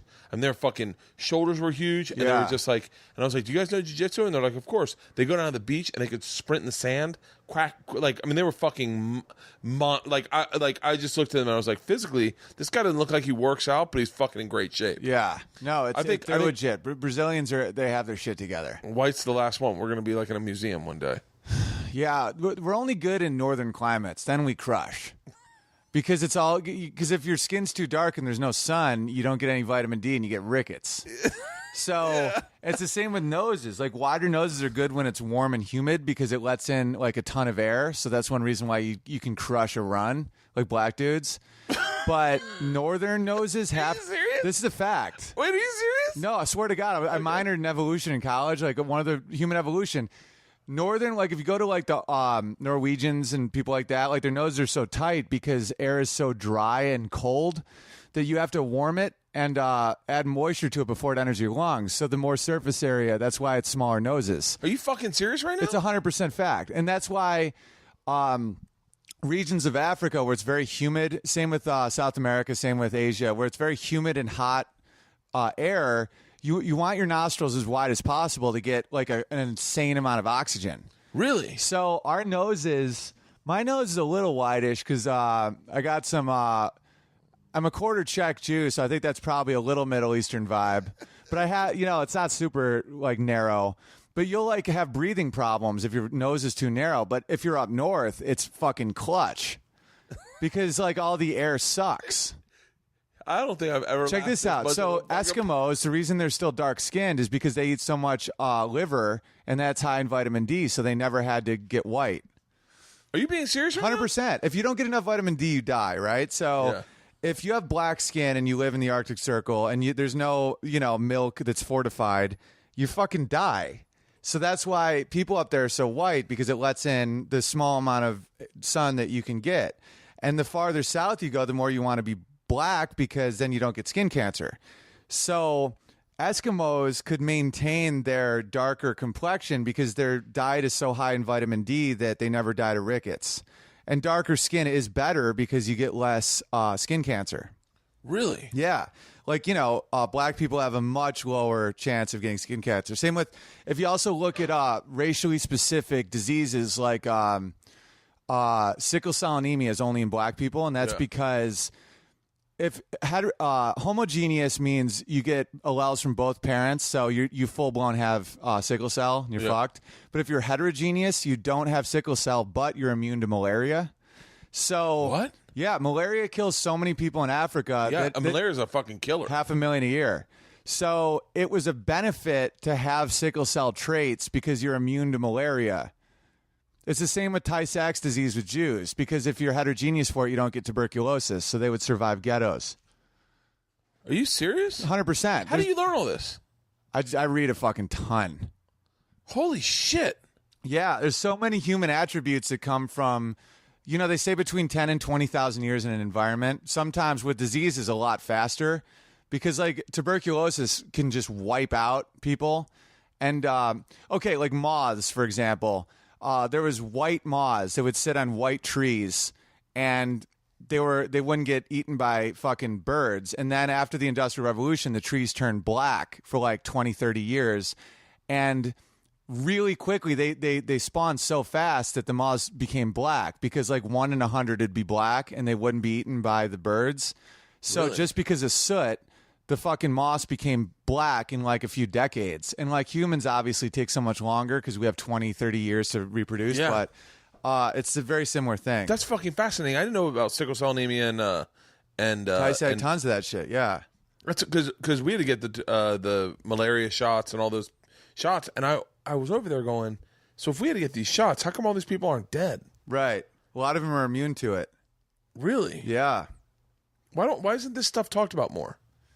I don't know. I think a lot of people, I don't know. I maybe they're not interested. I've always just been fascinated by why we look the way we look or do what we do. I do a bit about it's that Gladwell shit. Is that Malcolm Gladwell writes as an economist, and it's I love him. So yeah, because it's a lot of people don't understand the difference between causality and correlation, where it's like, my girlfriend recently was like, oh, a girl who wears lipstick gets a lot more likes on Facebook than a girl who doesn't wear lipstick. And people use cherry pick this type of shit all the time. That very well might be true, but it could be another factor, and that factor, they're more likely to wear lipstick. Very similar to catcalling, where it's like, oh, black people catcall more. It's like, no, poor people catcall more, and you're in a city, and there's more poor black people than poor white people. Yeah. So a lot of times people are a few steps away from like the actual cause of things. Yeah.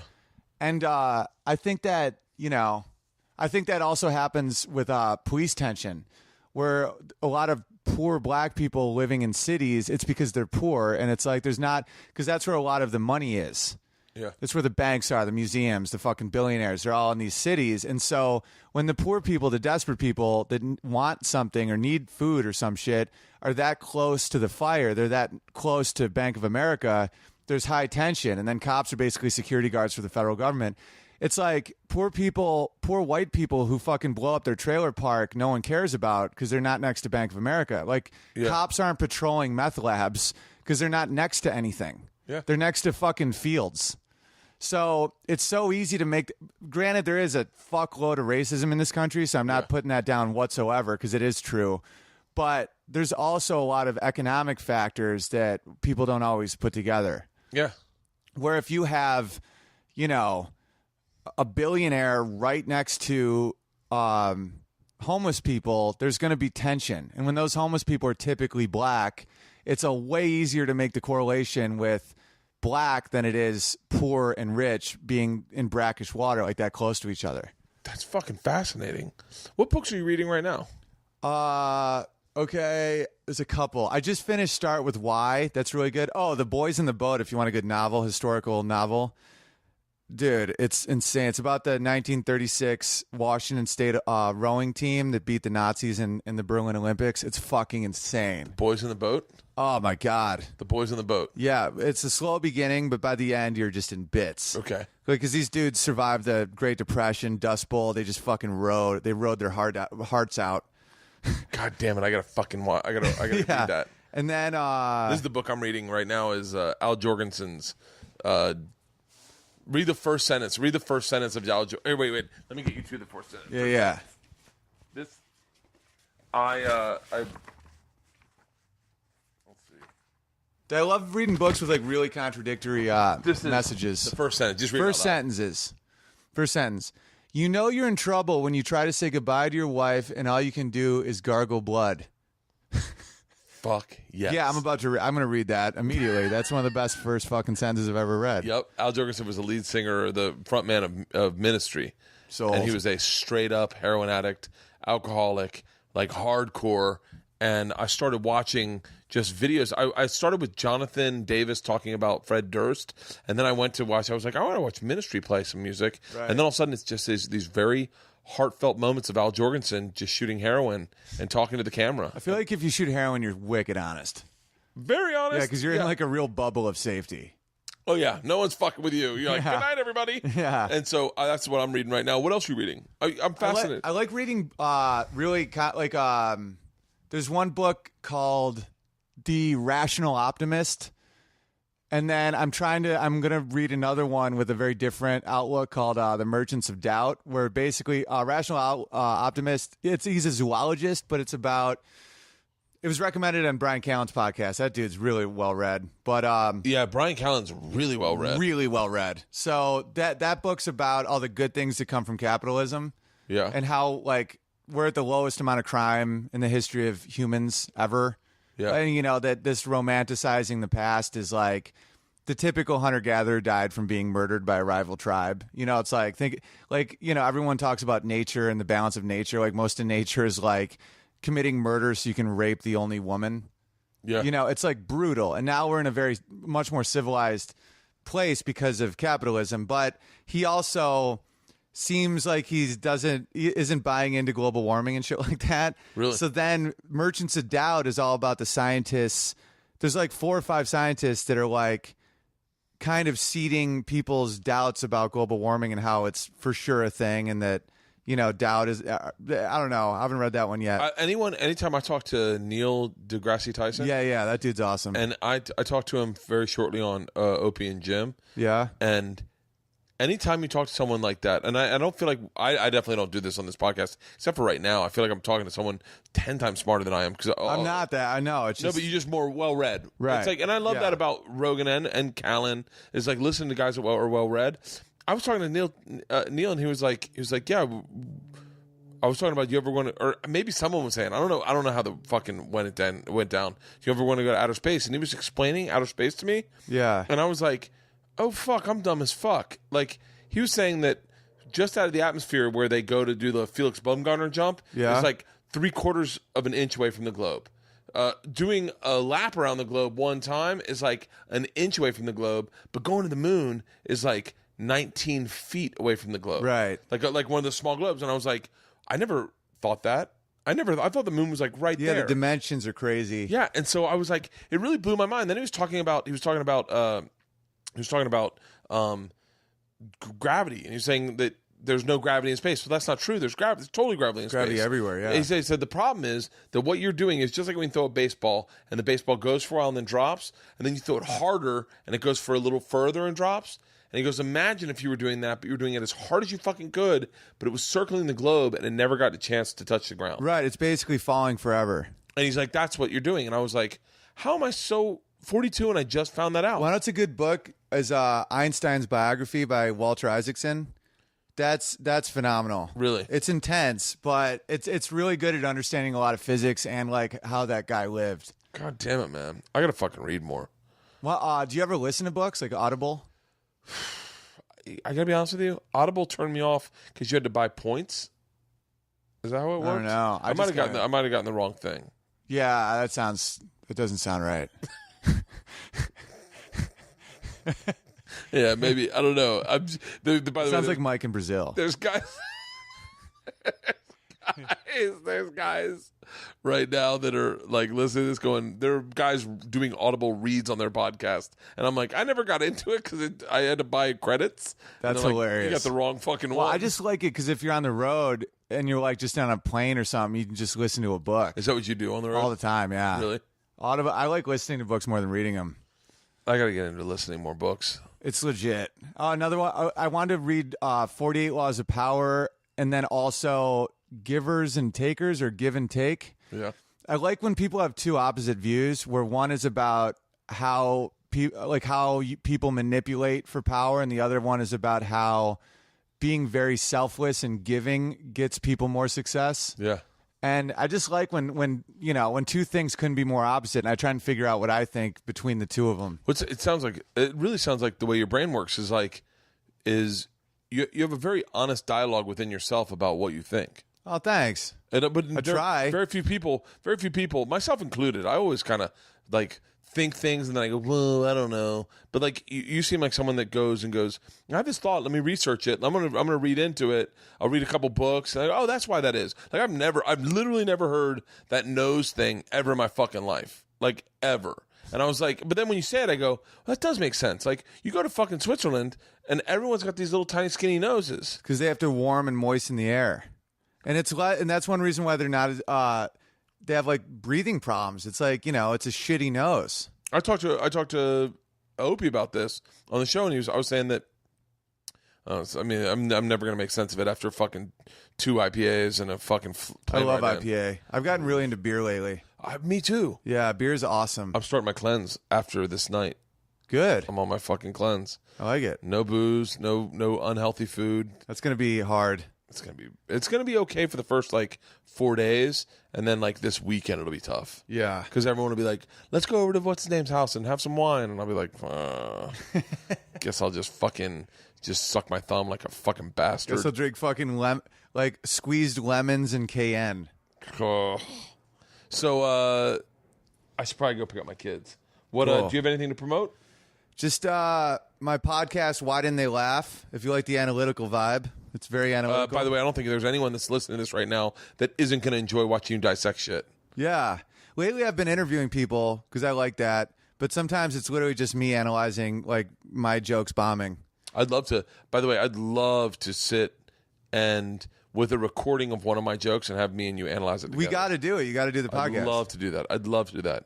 And I'd love to do that. And I know which one I want to tell. I know the joke I want to bring to you, and I would love to hear you analyze it and tell me what's going on. We got to do that. Yeah. I do it. I'm in. All right, I'm cool. in. And then Twitter at Owen Benjamin, because I'm starting to play piano on Periscope because I love piano. Yeah. So now I like playing. I just did this today for the first time. I like when people request songs and I have to try and figure them out quick. It keeps me sharp. So your Periscope's at Owen Benjamin? I don't know how Periscope works yet. But it's the same as your Twitter. It is the same as my Twitter? Yeah. Oh, it's Owen Benjamin then. And my Periscope of you walking up to my front house is blowing up. Nice. It is. Who's that White Walker? I'll tell you how many. Go to Periscope, everybody. I should Periscope these live, but I don't know. Let's see. Bert Kreischer State of the Union right now. We are at 5,000 people. Jesus. It's good for me. That's great. All right. I think Periscope's a game changer. I think it's going to be good for comedy. Let's do this. Ready? All right, guys. Wait. We'll say goodbye. Okay. And then we'll do an intro to the podcast, and I'll plug that in later. Okay, cool. Okay? So that way you can plug everything up front. All right, cool. Okay. Well, I guess thank you for coming. Bert, it's been a pleasure.